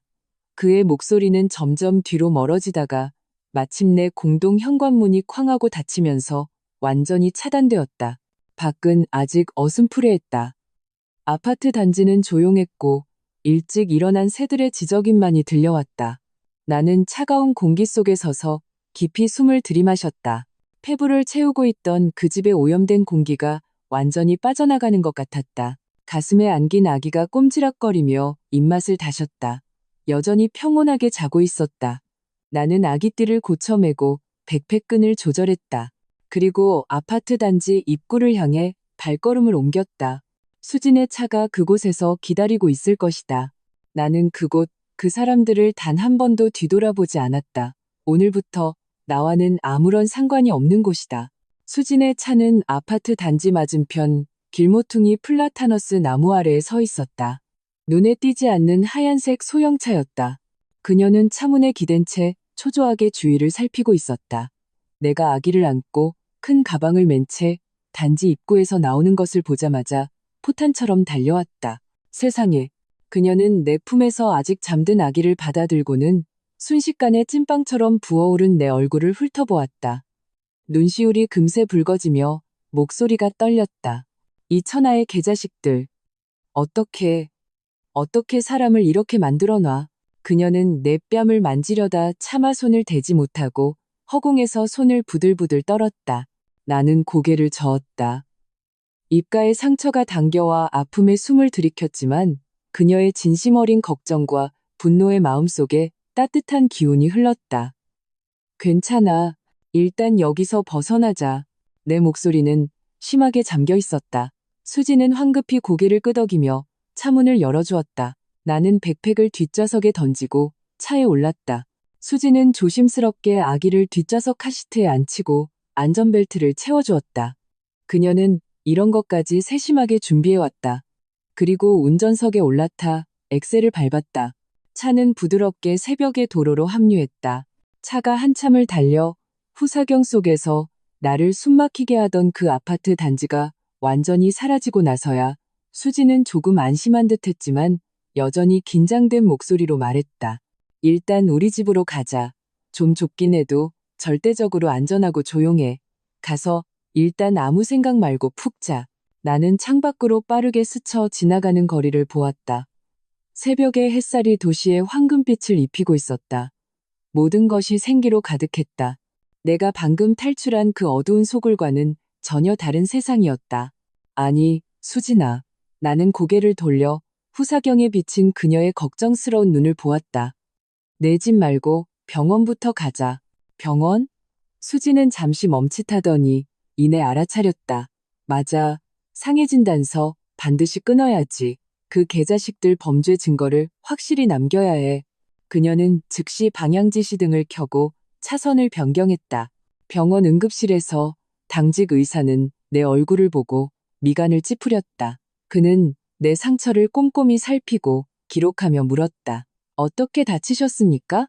경찰에 신고해야 할까요? 나는 담담하게 대답했다. 가정폭력입니다. 신고는 제가 나중에 처리하겠습니다. 우선 자세한 상해진단서를 발급해 주세요. 의사는 나와 옆에서 분노에 찬 수진을 번갈아 보더니 더 이상 묻지 않고 능숙하게 처방전을 쓰고 엑스레이 촬영을 지시했다. 뼈에 이상이 없는지 확인한 후 안면부 다발성 연조직 타박상, 피하 출혈, 각막 경미한 충혈, 구강점막 파열 등의 소견을 꼼꼼하게 기록했다. 마지막으로 그는 나를 보며 동정심이 섞인 목소리로 물었다. 외상 외에 심리 상담도 필요하십니까?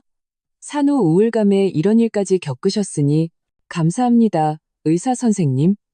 지금은 괜찮습니다. 나는 그의 호의를 정중히 거절했다. 지금 내게 필요한 것은 위로가 아니라 힘과 무기였다. 이 상해진단서가 바로 나의 첫 번째 무기였다. 병원을 나오자 햇살이 눈부셨다.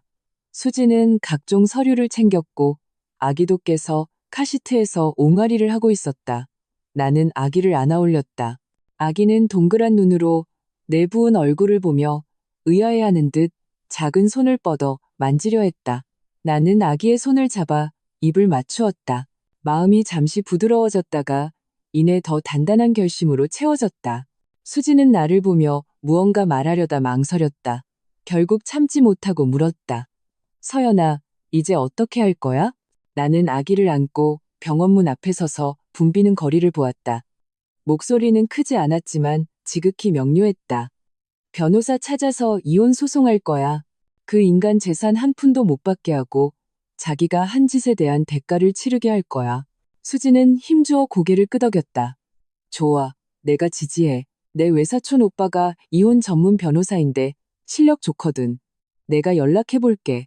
우리는 다시 차에 올랐다. 이번 목적지는 수진이 사는 오피스텔이었다. 그녀가 사는 곳은 작았지만 깨끗하고 아늑했다. 그녀는 침실을 나와 아기에게 내주고 자신은 이불을 들고 소파에서 자겠다고 했다. 나는 그녀를 말렸다. 수진아, 우리를 받아준 것만으로도 너무 고마워. 소파는 내가 잘게. 너랑 다투지 않을래. 수진이 눈을 부릅떴다. 네가 지금 그 몰골로 무슨 고집이야. 얼른 아기 데리고 들어가서 쉬어. 그녀는 막무가내로 나와 아기를 침실로 밀어넣었다. 나는 더 이상 고집 부리지 않았다. 지금은 예의를 차릴 때가 아니라는 것을 알았다. 빨리 체력을 회복해야 했다.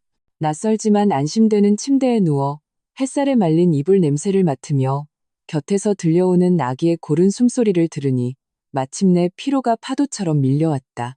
하지만 잠들기 전에 나는 휴대폰을 꺼내 가정폭력 사건 경험이 많은 이혼 전문 변호사를 검색하기 시작했다. 수진의 외사촌 오빠도 있지만 내가 먼저 상황을 파악하고 주도권을 잡아야 했다. 그리고 인터넷 뱅킹에 접속해 내 개인 통장 잔고를 확인했다.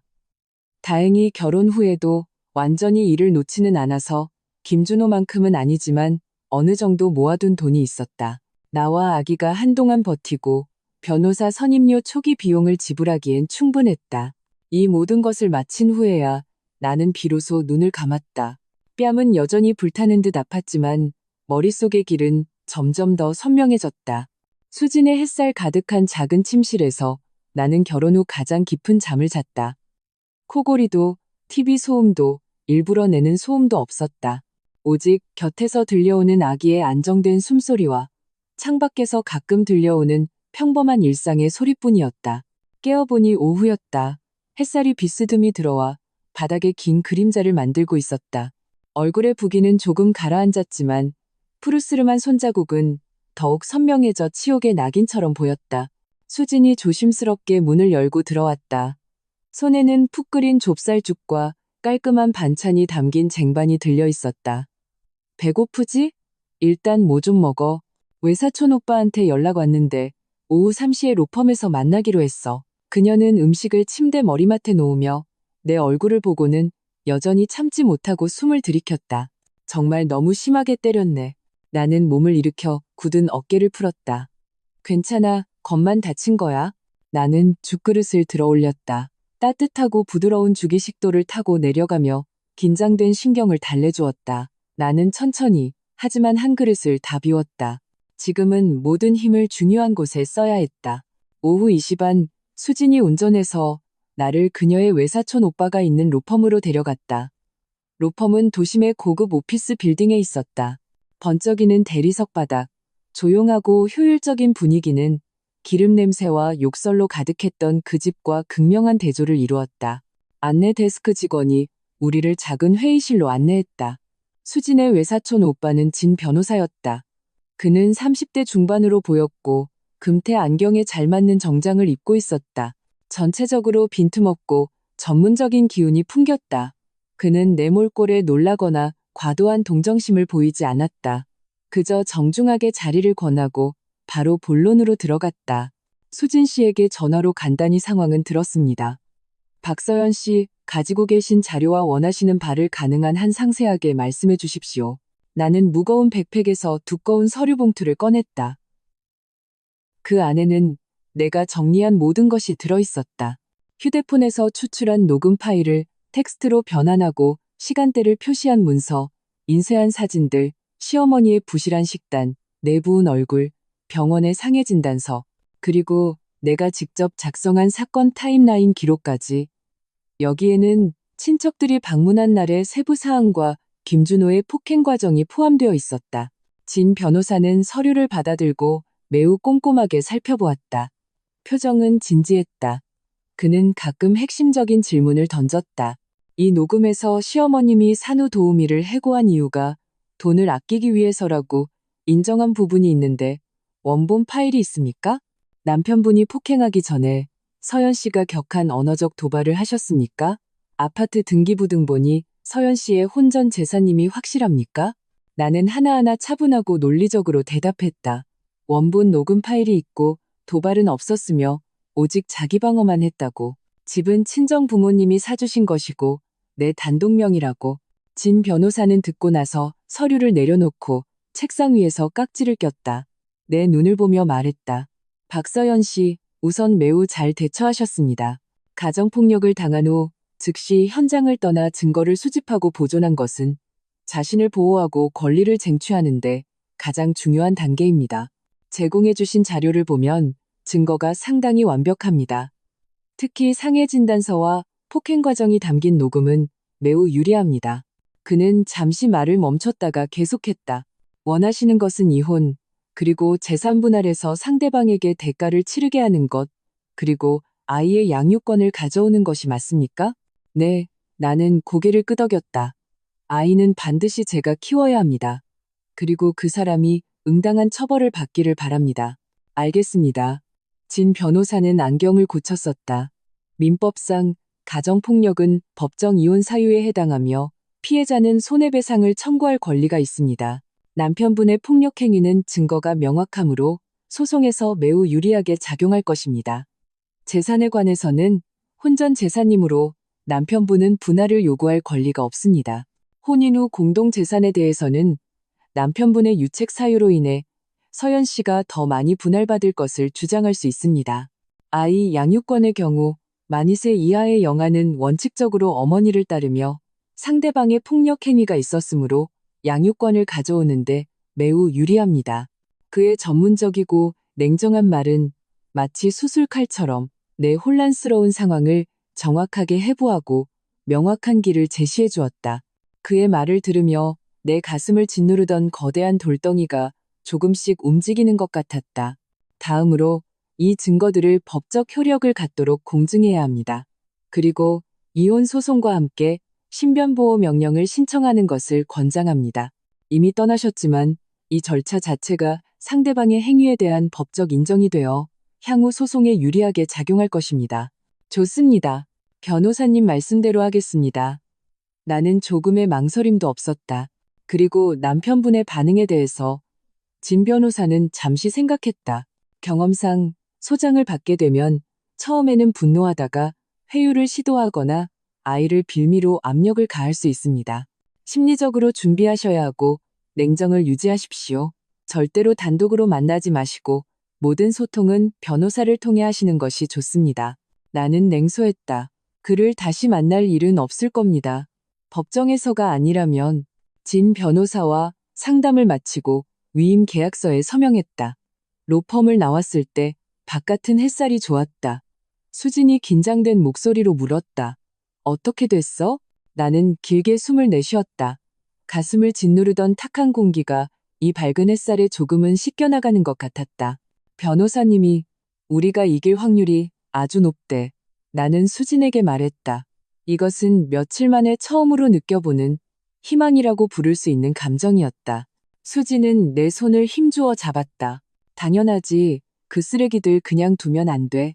수진의 오피스텔로 돌아오자 아기는 막잠에서 깨어 수진이 임시로 고용한 시간제 도우미 아주머니 품에 안겨 분유를 먹고 있었다. 아기의 분홍빛 작은 얼굴을 보며 마음속에 힘이 솟았다. 그래, 나는 반드시 이겨야 한다. 나 자신을 위해서만이 아니라 내 아이를 위해 모든 쓰레기를 치우고 깨끗하고 안전한 미래를 만들어주기 위해서. 변호사의 내용 증명은 그 집 주소로 가장 확실한 등기 우편으로 발송되었다. 진 변호사는 일 처리가 매우 빨랐다. 내가 위임 계약서에 서명한 지 불과 이틀 만에 서류가 발송되었다. 그 이틀 동안 나와 아기는 수진의 작은 안전가옥에 머물며 마치 상처를 핥고 힘을 비축하는 작은 짐승처럼 지냈다. 내 얼굴의 상처는 점점 나아졌고 멍은 누렇게 변했으며 부기도 많이 가라앉았다. 다만 가끔 크게 웃거나 음식을 세게 씹을 때 근육이 은은하게 아팠다. 이 통증은 더 이상 굴욕적이지 않았다. 오히려 내가 앞으로 어떻게 나아가야 할지를 일깨워주는 경고의 인장 같았다. 아기는 안정된 환경에 적응했는지 우는 횟수가 눈에 띄게 줄고 잠도 더 깊이 잤다. 얼굴도 눈에 띄게 통통해졌다. 수지는 온갖 종류의 보양식을 만들어주며 김준호 모자를 욕하는 그녀의 어휘력은 날로 풍부해져 내 복수의 길에서 가장 시끄럽지만 가장 따뜻한 배경음이 되었다. 나는 그 얇은 편지 한 통이 지금쯤 김준호의 손에 들어갔을 것이라고 상상했다. 그는 아마 막 퇴근해서 피곤함과 어쩌면 아직 가시지 않은 술기운을 안고 우편함에서 낯선 로펌 이름이 찍힌 편지를 꺼냈을 것이다. 의아해하며 봉투를 뜯고 이내 그 한때 나를 향해 주먹을 휘둘렀던 얼굴은 믿을 수 없다는 경악으로 그리고는 분노로 마지막으로는 스스로도 인정하고 싶지 않은 공포로 물들었을 것이다. 역시나 그날 저녁부터 내 예전 휴대폰 새 번호를 쓰고 예전 폰은 그들의 반응을 보기 위해 켜두었다. 이 미친 듯이 울리기 시작했다. 화면에 뜨는 이름은 김준호, 한 통, 두 통, 수십 통의 부재중 전화, 그리고 뒤이어 최영숙의 집요한 전화. 나는 받지 않았다. 그저 저절로 끊어질 때까지 내버려 두었다. 전화가 안 되니 문자가 왔다. 김준호의 말투는 처음에는 억지 침착을 가장하다가 이내 분노로 바뀌었다. 박서연, 이게 무슨 뜻이야? 내용 증명? 뭐 하자는 거야? 전화 받아. 얘기 좀 하자. 무슨 일이든 말로 풀 수 있잖아. 꼭 이렇게까지 해야겠어? 애한테 뭐가 좋다고? 경고하는데 사람 무시하지 마. 당장 취소 안 하면 나도 가만 안 있어. 대체 원하는 게 뭐야? 최영숙의 문자는 그녀 특유의 흑백 논리와 눈물 작전으로 가득했다. 서연아, 엄마가 잘못했다. 그날은 엄마가 늙어서 정신이 없었어. 돌아와. 우린 아직 한 가족이잖아. 준호도 잘못했다고 하고 있어. 너 때린 거 정말 후회한대. 아기를 봐서라도 이번 한 번만 용서해주면 안 되겠니? 변호사 선임하면 돈이 얼마야? 그 돈으로 애기한테 뭐 하나 더 사주는 게 낫지? 낭비잖아. 꼭 이렇게 동네방네 소문내서 그 어린애를 아비 없는 자식으로 만들어야겠니? 네가 어떻게 이렇게 모질 수가 있어. 나는 이 문자들을 보며 아무런 감흥도 느끼지 못했다. 심지어 웃음이 나올 뻔했다. 후회? 잘못? 만약 그들이 조금이라도 뉘우쳤다면 내용 증명을 받고 나서야 잘못을 깨닫지는 않았을 것이다. 그들은 그저 두려운 것이다. 법의 심판이, 재산상의 손실이, 그리고 체면이 깎이는 것이. 나는 한 통도 답장하지 않았다. 그저 이 문자들을 하나하나 캡처해서 증거 폴더에 저장했다. 이것들은 그들이 소송을 방해하려 했고 심지어 위협까지 했다는 증거가 될 것이다. 이틀이 더 지난 후 지역번호가 찍힌 유선전화가 걸려왔다. 나는 잠시 망설이다 받았지만 아무 말도 하지 않았다. 전화기 너머에서 시어머니 최영숙의 목소리가 들려왔다. 울먹이는 목소리였지만 분노가 억눌려 있었다. 서연이니? 왜 전화를 안 받니? 그 내용 증명. 아이고, 우리 다 놀랐다. 한 가족끼리 무슨 일이든 앉아서 얘기로 풀면 되잖아. 아기 데리고 어디서 지내는 거야? 안전하기는 하고 얼른 돌아와. 엄마가 맛있는 거 해줄게. 그 변호사인지 뭔지 그냥 없던 일로 하면 안 될까? 나는 조용히 그녀의 연극이 끝나기를 기다렸다가 차갑고 무미건조한 목소리로 입을 열었다. 최영숙 여사님, 하실 말씀은 제 변호사에게 하십시오. 그리고 다시 한번 말씀드리지만 이 아이에게 아빠는 없습니다. 더 이상 저를 괴롭히지 마세요. 말을 마치고 나는 바로 전화를 끊었다. 그리고 그 유선전화 번호도 차단했다. 세상이 조용해졌다. 수지는 옆에서 사과를 베어 물며 내게 엄지를 치켜 세웠다. 최고다. 그렇게 해야지 저들이 미쳐 날뛰게 냅둬. 나는 웃으며 아무 말도 하지 않았다. 이것은 이제 시작일 뿐이라는 것을 알았다. 진 변호사의 예측대로 울고불고 협박하는 것이 통하지 않으면 그들은 다른 전략을 쓸 것이다. 예를 들면 내가 사는 곳을 찾아내거나 아이를 이용해 감정에 호소하는 것. 하지만 나는 이미 준비가 되어 있었다. 수진의 오피스텔 주소는 비밀이었고 나는 외출을 삼갔다. 쓰레기조차 수진이 퇴근길에 버려주었다. 아이? 누구도 내 아이를 이용해 나를 협박할 수 없다. 나는 컴퓨터를 켜고 결혼 후 몇 년간의 은행 거래 내역을 정리하기 시작했다. 큰 금액의 지출, 특히 김준호가 개인적인 용도로 쓰거나 자기 엄마에게 사준 물건들, 그리고 용처가 불분명한 돈들을 표시했다. 이것들은 훗날 공동재산을 분할할 때 내가 강력하게 주장해야 할 부분들이었다. 창밖으로 밤이 깊어지고 도시의 불빛이 켜졌다. 내 예전 휴대폰은 완전히 조용해졌다. 마치 차가운 벽돌처럼. 하지만 나는 폭풍이 멎은 것이 아니라 단지 변호사의 서류 한 장에 잠시 억눌려 있을 뿐이라는 것을 알았다. 그들은 어둠 속에서 초조해하고 분노하고 계산하고 있을 것이다. 그리고 나는 이 따뜻한 불빛이 있는 작은 방에서 평온하게 잠든 내 아기를 안고 착실하게 나의 칼을 갈고 있었다. 내용 증명을 보낸 후 전화 폭탄과 문자 괴롭힘이 시작되었다. 이 모든 것이 통하지 않자 김준호와 그의 어머니는 전략을 바꾼 듯했다. 며칠 조용하더니 내 예전 휴대폰으로 낯선 지역 번호들이 찍히기 시작했다. 받으면 긴 침묵이 흐르거나 코를 막은 변조된 목소리로 협박이 들려왔다. 이 나쁜 년, 당장 소송 취하 안 하면 가만 안 둘 줄 알아. 나는 이 번호들도 하나하나 차단하고 캡처했다. 이런 저급한 수법은 그들이 막다른 길에 몰렸다는 것 외에는 아무것도 증명하지 못했다. 하지만 곧 더 역겨운 일이 벌어졌다. 어느 날 오후 수진이 씩씩거리며 밖에서 돌아왔다. 가방을 소파에 내던지며 말했다. 열받아 죽겠네. 서연아, 오늘 아파트 입구에서 내가 누굴 봤는지 알아? 심장이 덜컥 내려앉았다. 누군데? 누구긴 누구야. 그 훌륭한 시어머니 최영숙이지. 수지는 허리에 손을 짚고 가슴을 들썩였다. 과일 바구니 하나 들고 아파트 입구에서 어슬렁거리면서 경비 아저씨한테 여기 젊은 여자가 아기 데리고 사냐고 꼬치꼬치 캐묻고 있더라니까. 다행히 경비 아저씨가 눈치가 빨라서 입주민 정보는 비밀이라고 돌려보냈대. 나는 미간을 찌푸렸다. 그들이 결국 내 주소를 찾아내기 시작한 것이다. 간날 그 내용 증명이 정말 그들의 아픈 곳을 찔렀구나. 그들이 당황했다는 증거였다. 안 되겠어. 여기 더 있으면 안 돼. 나는 즉시 결단을 내렸다. 아파트 입구까지 찾아왔다는 건 언제든 우리를 마주치거나 정확한 호수를 알아낼 수 있다는 뜻이야. 수진도 진정하고 고개를 끄덕였다. 맞아. 안전이 최우선이야. 내 친구 중에 마침 해외 연수 가서 집 비는 애가 있어. 여기서 좀 멀긴 한데 훨씬 안전하고 조용할 거야. 당장 옮기자. 우리는 즉시 행동에 옮겼다. 아직 해가 지기 전에 신속하게 짐을 꾸려 아기를 데리고 조용히 수진의 오피스텔을 떠났다. 우리는 도시 외곽의 조용한 아파트 단지로 이사했다. 새로운 거처는 1층이었고 작은 정원이 있었다. 무엇보다 보안이 철저해서 낯선 사람이 들어오기 어려웠다. 자리를 잡은 후 나는 진 변호사에게 전화를 걸어 새로운 주소는 로펌 기록용으로만 남겨두고 상대방이 나를 찾아내려 하고 괴롭힌 상황을 알렸다. 진 변호사는 걱정 말라며 이는 상대방의 전형적인 압박 수단이라고 했다.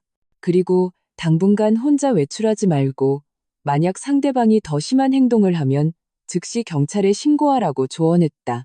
역시나 우리가 이사한 다음 날 예전 휴대폰으로 김준호의 마지막 문자 메시지가 도착했다. 말투는 이제 초조함을 넘어 최후 통첩과 같은 차가운 분노가 담겨 있었다. 박서연, 마지막으로 묻는다. 소송 취하할 거야, 말 거야? 엄마는 심장병이 도질 지경이야. 네가 조금이라도 양심이 있다면 돌아와서 조건에 대해 얘기하자. 그렇지 않으면 나도 끝까지 갈 수밖에 없어. 아이는 너 혼자만의 것이 아니야. 나도 면접 교섭권이 있고 너를 힘들게 할 방법은 얼마든지 있어.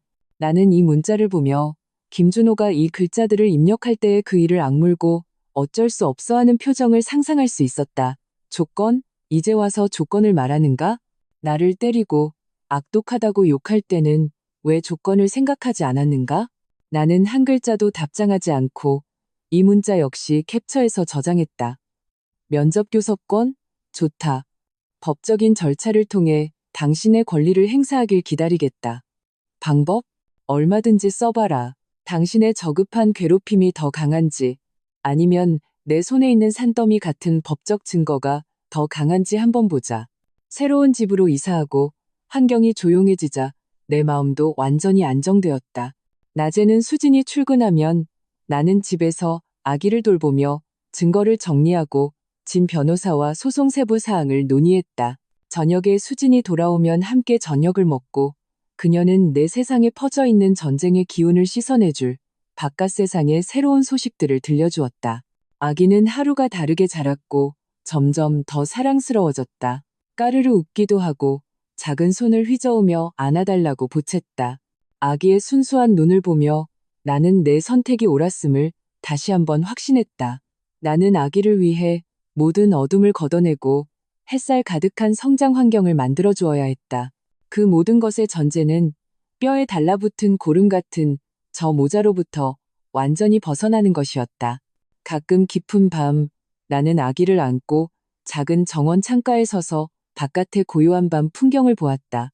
한때 집이라고 불렀던 그곳이 지금은 어떤 모습일지 상상했다. 모자가 말없이 서로를 원망하고 있을까?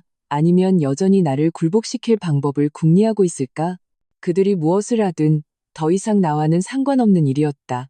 새 집에서의 생활은 평온했지만 물밑에서는 여전히 긴장이 흘렀다. 나는 마치 견고한 둥지를 튼 어미 짐승처럼 새끼를 정성껏 돌보는 동시에 발톱을 갈며 바깥의 동태를 살폈다. 아기는 새로운 환경에 완전히 적응한 듯 하얗고 통통하게 살이 올랐고 동그란 눈은 세상에 대한 호기심으로 가득했다. 수지는 우리의 가장 든든한 버팀목이 되어주었다. 퇴근길에는 늘 신선한 과일이나 장난감을 사왔고 집안은 그녀 덕분에 활기가 넘쳤다. 예전 휴대폰은 완전히 침묵했다. 마치 잊힌 벽돌처럼. 하지만 나는 이것이 끝이 아니라는 것을 알았다. 김준호와 그의 어머니는 특히 자신들의 이익이 걸린 문제에 있어서는 결코 쉽게 포기할 사람들이 아니었다. 역시나 평화는 수진의 휴대폰으로 걸려온 한 통의 전화로 깨졌다. 그날 저녁 우리가 막 저녁을 먹고 아기는 매트 위에서 딸랑이를 가지고 놀고 있었다. 수진의 휴대폰이 울렸다. 그녀는 번호를 보더니 미간을 찌푸리고 내게 입모양으로 그들이라고 알려주었다. 나는 고개를 끄덕이며 받으라고 그리고 녹음 버튼을 누르라고 신호했다. 수지는 목을 가다듬고 전화를 받았다. 스피커폰으로 전환했다. 여보세요? 전화기 너머에서는 김준호의 목소리가 들려왔다. 예전의 폭력적인 기세는 사라지고 억지로 억누른 거의 비굴하기까지 한 잠긴 목소리였다. 수진 씨 맞으시죠? 저 김준호입니다. 아, 당신이군요. 수진의 말투는 차가웠다. 무슨 일이죠? 김준호는 잠시 말을 멈췄다. 심리적으로 준비하는 듯했다. 수진 씨, 서연이가 당신이랑 같이 있는 거 알아요. 서연이랑 얘기 좀 하고 싶은데 전화 좀 바꿔줄 수 있을까요? 수진은 나를 보았다. 나는 단호하게 고개를 저었다. 서연이는 당신 전화 받기 싫다는데요. 수진이 딱 잘라 거절했다. 무슨 할 말 있으면 저한테 하시거나 변호사한테 직접 하세요. 아니, 변호사 말고요. 김준호의 목소리가 다급해졌다. 애원이 섞여 있었다. 수진 씨, 제발 부탁이에요. 서연이랑 딱 두 마디만 하게 해주세요. 딱 두 마디만. 우리 엄마도 잘못했다고 하세요. 우리 정말 제대로 얘기하고 싶어서 그래요. 한 가족인데 꼭 법정까지 가야겠어요? 애한테 얼마나 안 좋은데요? 이제 와서 한 가족? 이제 와서 애한테 안 좋다고? 수지는 실소를 터뜨렸다. 말투에는 노골적인 조롱이 담겨 있었다. 김준호 씨, 당신 사람 때릴 때는 한 가족이라는 생각 안 했어요? 당신 엄마가 행패 부릴 때는 애한테 안 좋다는 생각 안 했고요? 말해두는데 서연이는 당신들 보고 싶지도, 당신들 헛소리 듣고 싶지도 않아요. 할 말 있으면 법정에서 하세요. 이수진, 너, 김준호의 거짓된 비굴함이 무너질 뻔했지만 그는 억지로 감정을 억누르고 다시 부드러운 목소리로 말했다. 수진 씨, 제발 좀 도와줘. 서연이 좀 설득해줘. 소송만 취하하면 조건은 얼마든지 맞춰줄게. 집도, 돈도 다 얘기할 수 있어. 엄마가 그랬어. 앞으로는 서연이를 친딸처럼 아끼고 애도 잘 봐주시겠다고. 나는 그 지독하게 위선적인 말을 들으며 역겨워서 토할 뻔했다. 친딸처럼 아낀다고? 공짜 부모이자 화풀이 대상으로 아끼겠다는 뜻이겠지. 나는 손을 뻗어 수진의 휴대폰을 가져왔다. 그리고 얼음장처럼 차가운 목소리를 전화기 너머로 쏘아붙였다. 김준호. 전화기 너머가 순간 조용해졌다. 김준호의 거친 숨소리만 들려왔다. 그는 내가 갑자기 말할 줄은 몰랐던 모양이다. 몇 초간 말을 잇지 못하더니 이내 복잡하고 억지 후회가 담긴 목소리로 말했다. 서연아, 너 드디어 나랑 말해주는구나. 입 닥쳐. 나는 감정에 동요 없이 그의 말을 잘랐다. 똑똑히 들어. 딱 한 번만 말할 테니까. 첫째, 소송 취하는 없어. 둘째, 조건은 얘기할 것도 없어. 모든 건 법대로 할 거야. 셋째, 아이는 당신이랑, 당신네 집안이랑 이제 아무 관계 없어. 아빠 없다는 말, 내가 했고, 내가 책임져. 하지만 그 자격, 당신이 직접 걷어찬 거야. 내 말은 빠르지 않았지만, 모든 글자가 선명했고, 거부할 수 없는 단호함이 담겨 있었다. 박서연, 너 꼭 이렇게까지 해야겠어? 김준호는 마침내 연기를 그만두고, 목소리를 높이며 본색을 드러냈다. 내가 이렇게까지 빌고 우리 엄마가 너한테 무릎이라도 꿇을 기세인데 대체 뭘 더 바라는 거야? 내가 뭘 바라냐고? 나는 가볍게 웃었다. 그 웃음소리에는 차가운 조롱이 가득했다. 나는 당신들 모자가 당신들이 한 짓에 대한 대가를 치르길 바라. 나는 내 아이가 폭력과 거짓말이 없는 환경에서 자라길 바라. 이 대답 만족해? 너 진짜 미친년이구나. 이 독한 년. 김준호는 완전히 이성을 잃고 전화기 너머에서 포효했다. 내가 경고하는데 나를 빈털터리로 만들 생각이라면 꿈깨. 아이도 너 혼자 가질 생각 마. 나도 최고의 변호사 사서 너랑 끝까지 갈 거야. 내가 너를 질질 끌어서라도 죽여버릴 거야. 마음대로 해. 내 말투는 여전히 평온했다. 당신이 어떤 변호사를 사든 그건 당신 자유야. 질질 끈다고? 내가 한마디 하지. 김준호, 잊지 마. 내 손에 있는 증거들은 당신 명예를 실추시키고 심지어 며칠 감옥에 보낼 수도 있어. 끌고 싶으면 계속해봐. 누가 먼저 지치는지 보자고. 전화기 너머는 죽음 같은 정적이 흘렀다. 나는 김준호가 지금 어떤 표정일지 상상할 수 있었다. 분노와 공포가 뒤섞여 아픈 곳을 찔린 두려움에 떨고 있을 것이다. 그의 폭행 녹음은 명백한 증거였다. 나는 덧붙였다. 말투에는 최후 통첩의 의미가 담겨 있었다. 이게 마지막이야. 다시 한번 전화로 괴롭히거나 찾아오려고 하면 그땐 그 재미있는 녹음 파일 일부를 당신 회사, 상사나 당신네 그 친절한 친척들에게 보내서 감상하게 해줄 생각이야. 나는 말한 건 반드시 지켜. 말을 마치고 나는 그가 더 이상 포효하거나 저주할 기회를 주지 않고 바로 전화를 끊었다. 그리고 수진에게 이 번호도 차단하라고 신호했다. 방 안은 다시 조용해졌다. 아기가 딸랑이를 흔드는 소리만이 맑게 울렸다. 수진은 나를 보며 길게 숨을 내쉬고 엄지를 치켜 세웠다. 최고다. 너무 통쾌해. 저놈 꼴 좀 봐. 바로 꼴이 내리잖아. 나는 승리의 기쁨보다는 피로감을 느꼈다. 한때 한 이불을 덮던 사람이 이제는 가장 악독한 말로 서로를 위협하고 가장 차가운 수단으로 서로를 계산해야 하는 이 현실. 이 또한 얼마나 슬픈 일인가. 하지만 그 약간의 슬픔은 이내 더 강한 결심에 덮였다.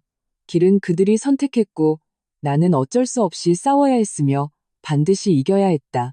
나는 녹음 파일을 저장하고 회유 및 협박 통화 기록이라고 이름을 바꿨다.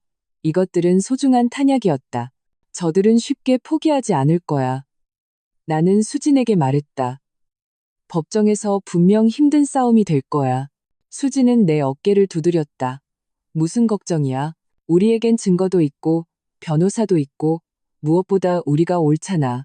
저들을 두려워할 이유가 없어. 나는 고개를 끄덕이고 내게 손을 뻗는 아들을 안아 올렸다. 그렇다. 나는 두렵지 않다. 아기를 데리고 그 집을 나온 순간부터 나는 이미 두려울 것이 없었다. 김준호, 최영숙. 당신들의 모든 발버둥, 위협, 회유는 그저 광대의 마지막 발악일 뿐이다. 법정의 종은 이미 당신들을 위해 울리고 있다. 나는 장엄한 법정에서 당신들의 그 추악한 속내와 비열한 행위를 만천하에 공개하고 깨끗하고 단호하게 당신들을 나와 내 아이의 인생에서 쓸어버릴 그날을 고대하고 있다. 창밖의 밤은 짙었지만 나는 새벽이 반드시 온다는 것을 알았다. 그리고 우리의 새벽에는 결코 그들이 존재하지 않을 것이다. 개정일은 드물게 날씨가 좋은 날이었다. 햇살이 법원의 높은 창문을 통해 들어와 바닥에 선명한 빗무리를 만들었다. 나는 수진이 골라준 깔끔한 정장을 입고 옅은 화장으로 얼굴의 마지막 흉터를 가렸다. 품에는 깨끗한 옷을 입은 아들을 안고 있었다. 아기는 동그란 눈으로 이 장엄하고 낯선 곳을 신기하게 둘러보았다.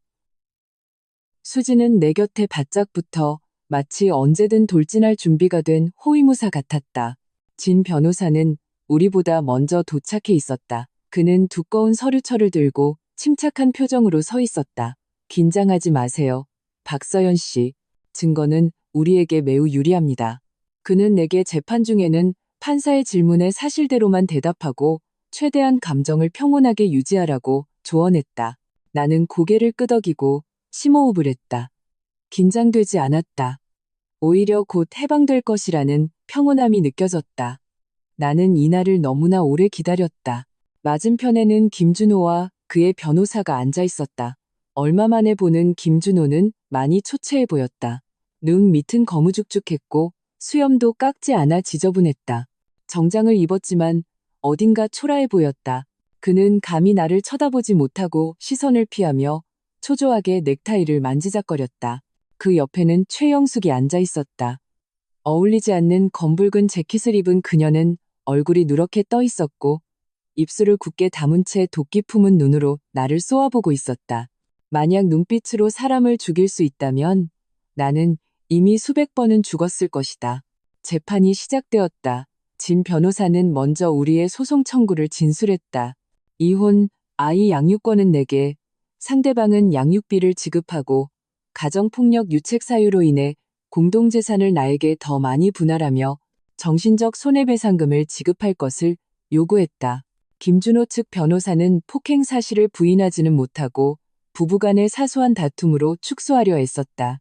내가 성격이 강하고 시어머니를 공경하지 않아 김준호를 자극했다고 암시했다. 진 변호사는 즉시 반박했다.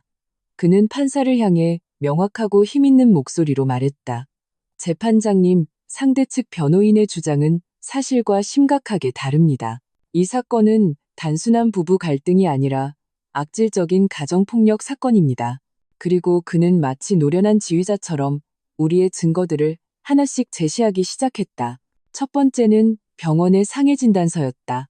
법원 직원이 그 진단서 사본을 판사에게 제출했을 때 나는 김준호의 목덜미가 붉어지는 것을 보았다. 두 번째는 녹음 파일이었다. 진 변호사는 법정에서 몇 개의 핵심 녹음 파일을 재생할 것을 요청했다. 먼저 시어머니 최영숙이 산후도우미를 내보낸 것을 자랑하고 친척들에게 거짓말로 하소연하는 목소리가 법정 안에 울려 퍼졌다. 최영숙은 방청석에서 안절부절 못했다. 그리고 결정적인 증거, 김준호가 폭행하던 날 밤에 녹음이 재생되었다. 네가 입을 놀려? 우리 엄마를 욕해? 짝짝짝. 선명한 뺨 때리는 소리와 나의 억눌린 신음. 네가 악독해? 우리 엄마가 얼마나 힘들어하는데. 너 양심이라는 게 있긴 해?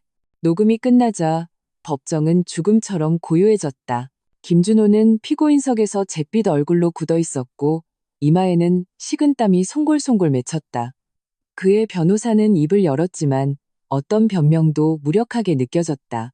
진 변호사는 멈추지 않고 내가 찍은 사진 증거들, 시어머니의 부실한 식단, 내부은 얼굴, 그리고 내가 정리한 타임라인 기록을 제시하며 내가 산후에 어떻게 고립되고 무시당하고 마지막에는 폭행까지 당했는지의 전 과정을 명확하게 보여주었다. 진 변호사는 마지막으로 비통하고 간절한 목소리로 최후 변론을 했다. 나의 의뢰인 박서연 씨는 몸이 가장 약하고 보살핌이 가장 필요한 산후기간에 남편과 시어머니로부터 신체적, 정신적 학대를 받았습니다.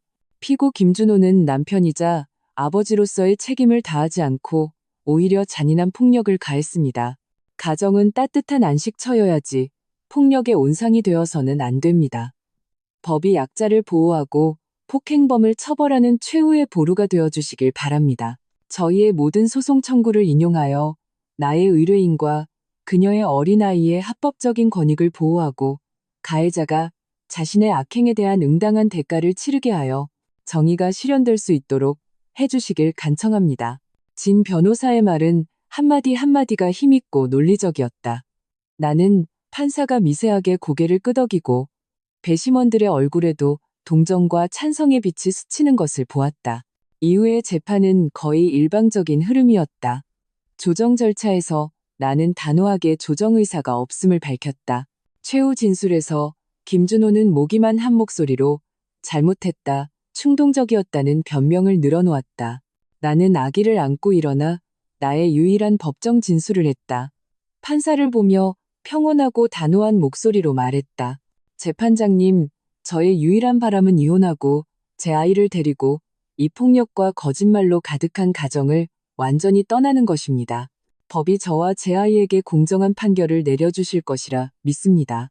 나는 김준호나 최영숙을 쳐다보지 않았다. 그들은 내게 더 이상 어떤 감정도 불러일으키지 못하는 존재였다. 휴정후 판사는 당일 선고를 내렸다. 원고 박서영과 피고 김준호의 이혼을 허가한다. 자녀의 친권 및 양육권은 원고 박서연에게 있으며 피고 김준호는 자녀가 성년이 될 때까지 매월 양육비 100만 원을 지급한다. 부부 공동재산은 법에 따라 분할하되 피고 김준호의 가정폭력 유책 사유를 감안하여 그 지분을 감하여 원고에게 90%, 피고에게 10%를 분할한다. 피고 김준호는 본 판결 확정일로부터 10일 이내에 원고 박서연에게 정신적 손해배상금 5천만 원을 지급하라. 판사의 의사봉이 탕하고 맑은 소리를 내며 떨어졌다. 끝났다. 이겼다. 완벽하게 이겼다. 수진이 감격에 겨워 나를 꽉 껴안았다. 서연아, 우리가 이겼어. 정말 다행이야.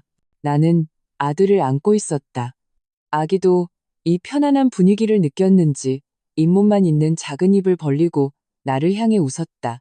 그 순간 몇 달 동안 내 가슴을 짓누르던 거대한 돌덩이가 산산조각 났다.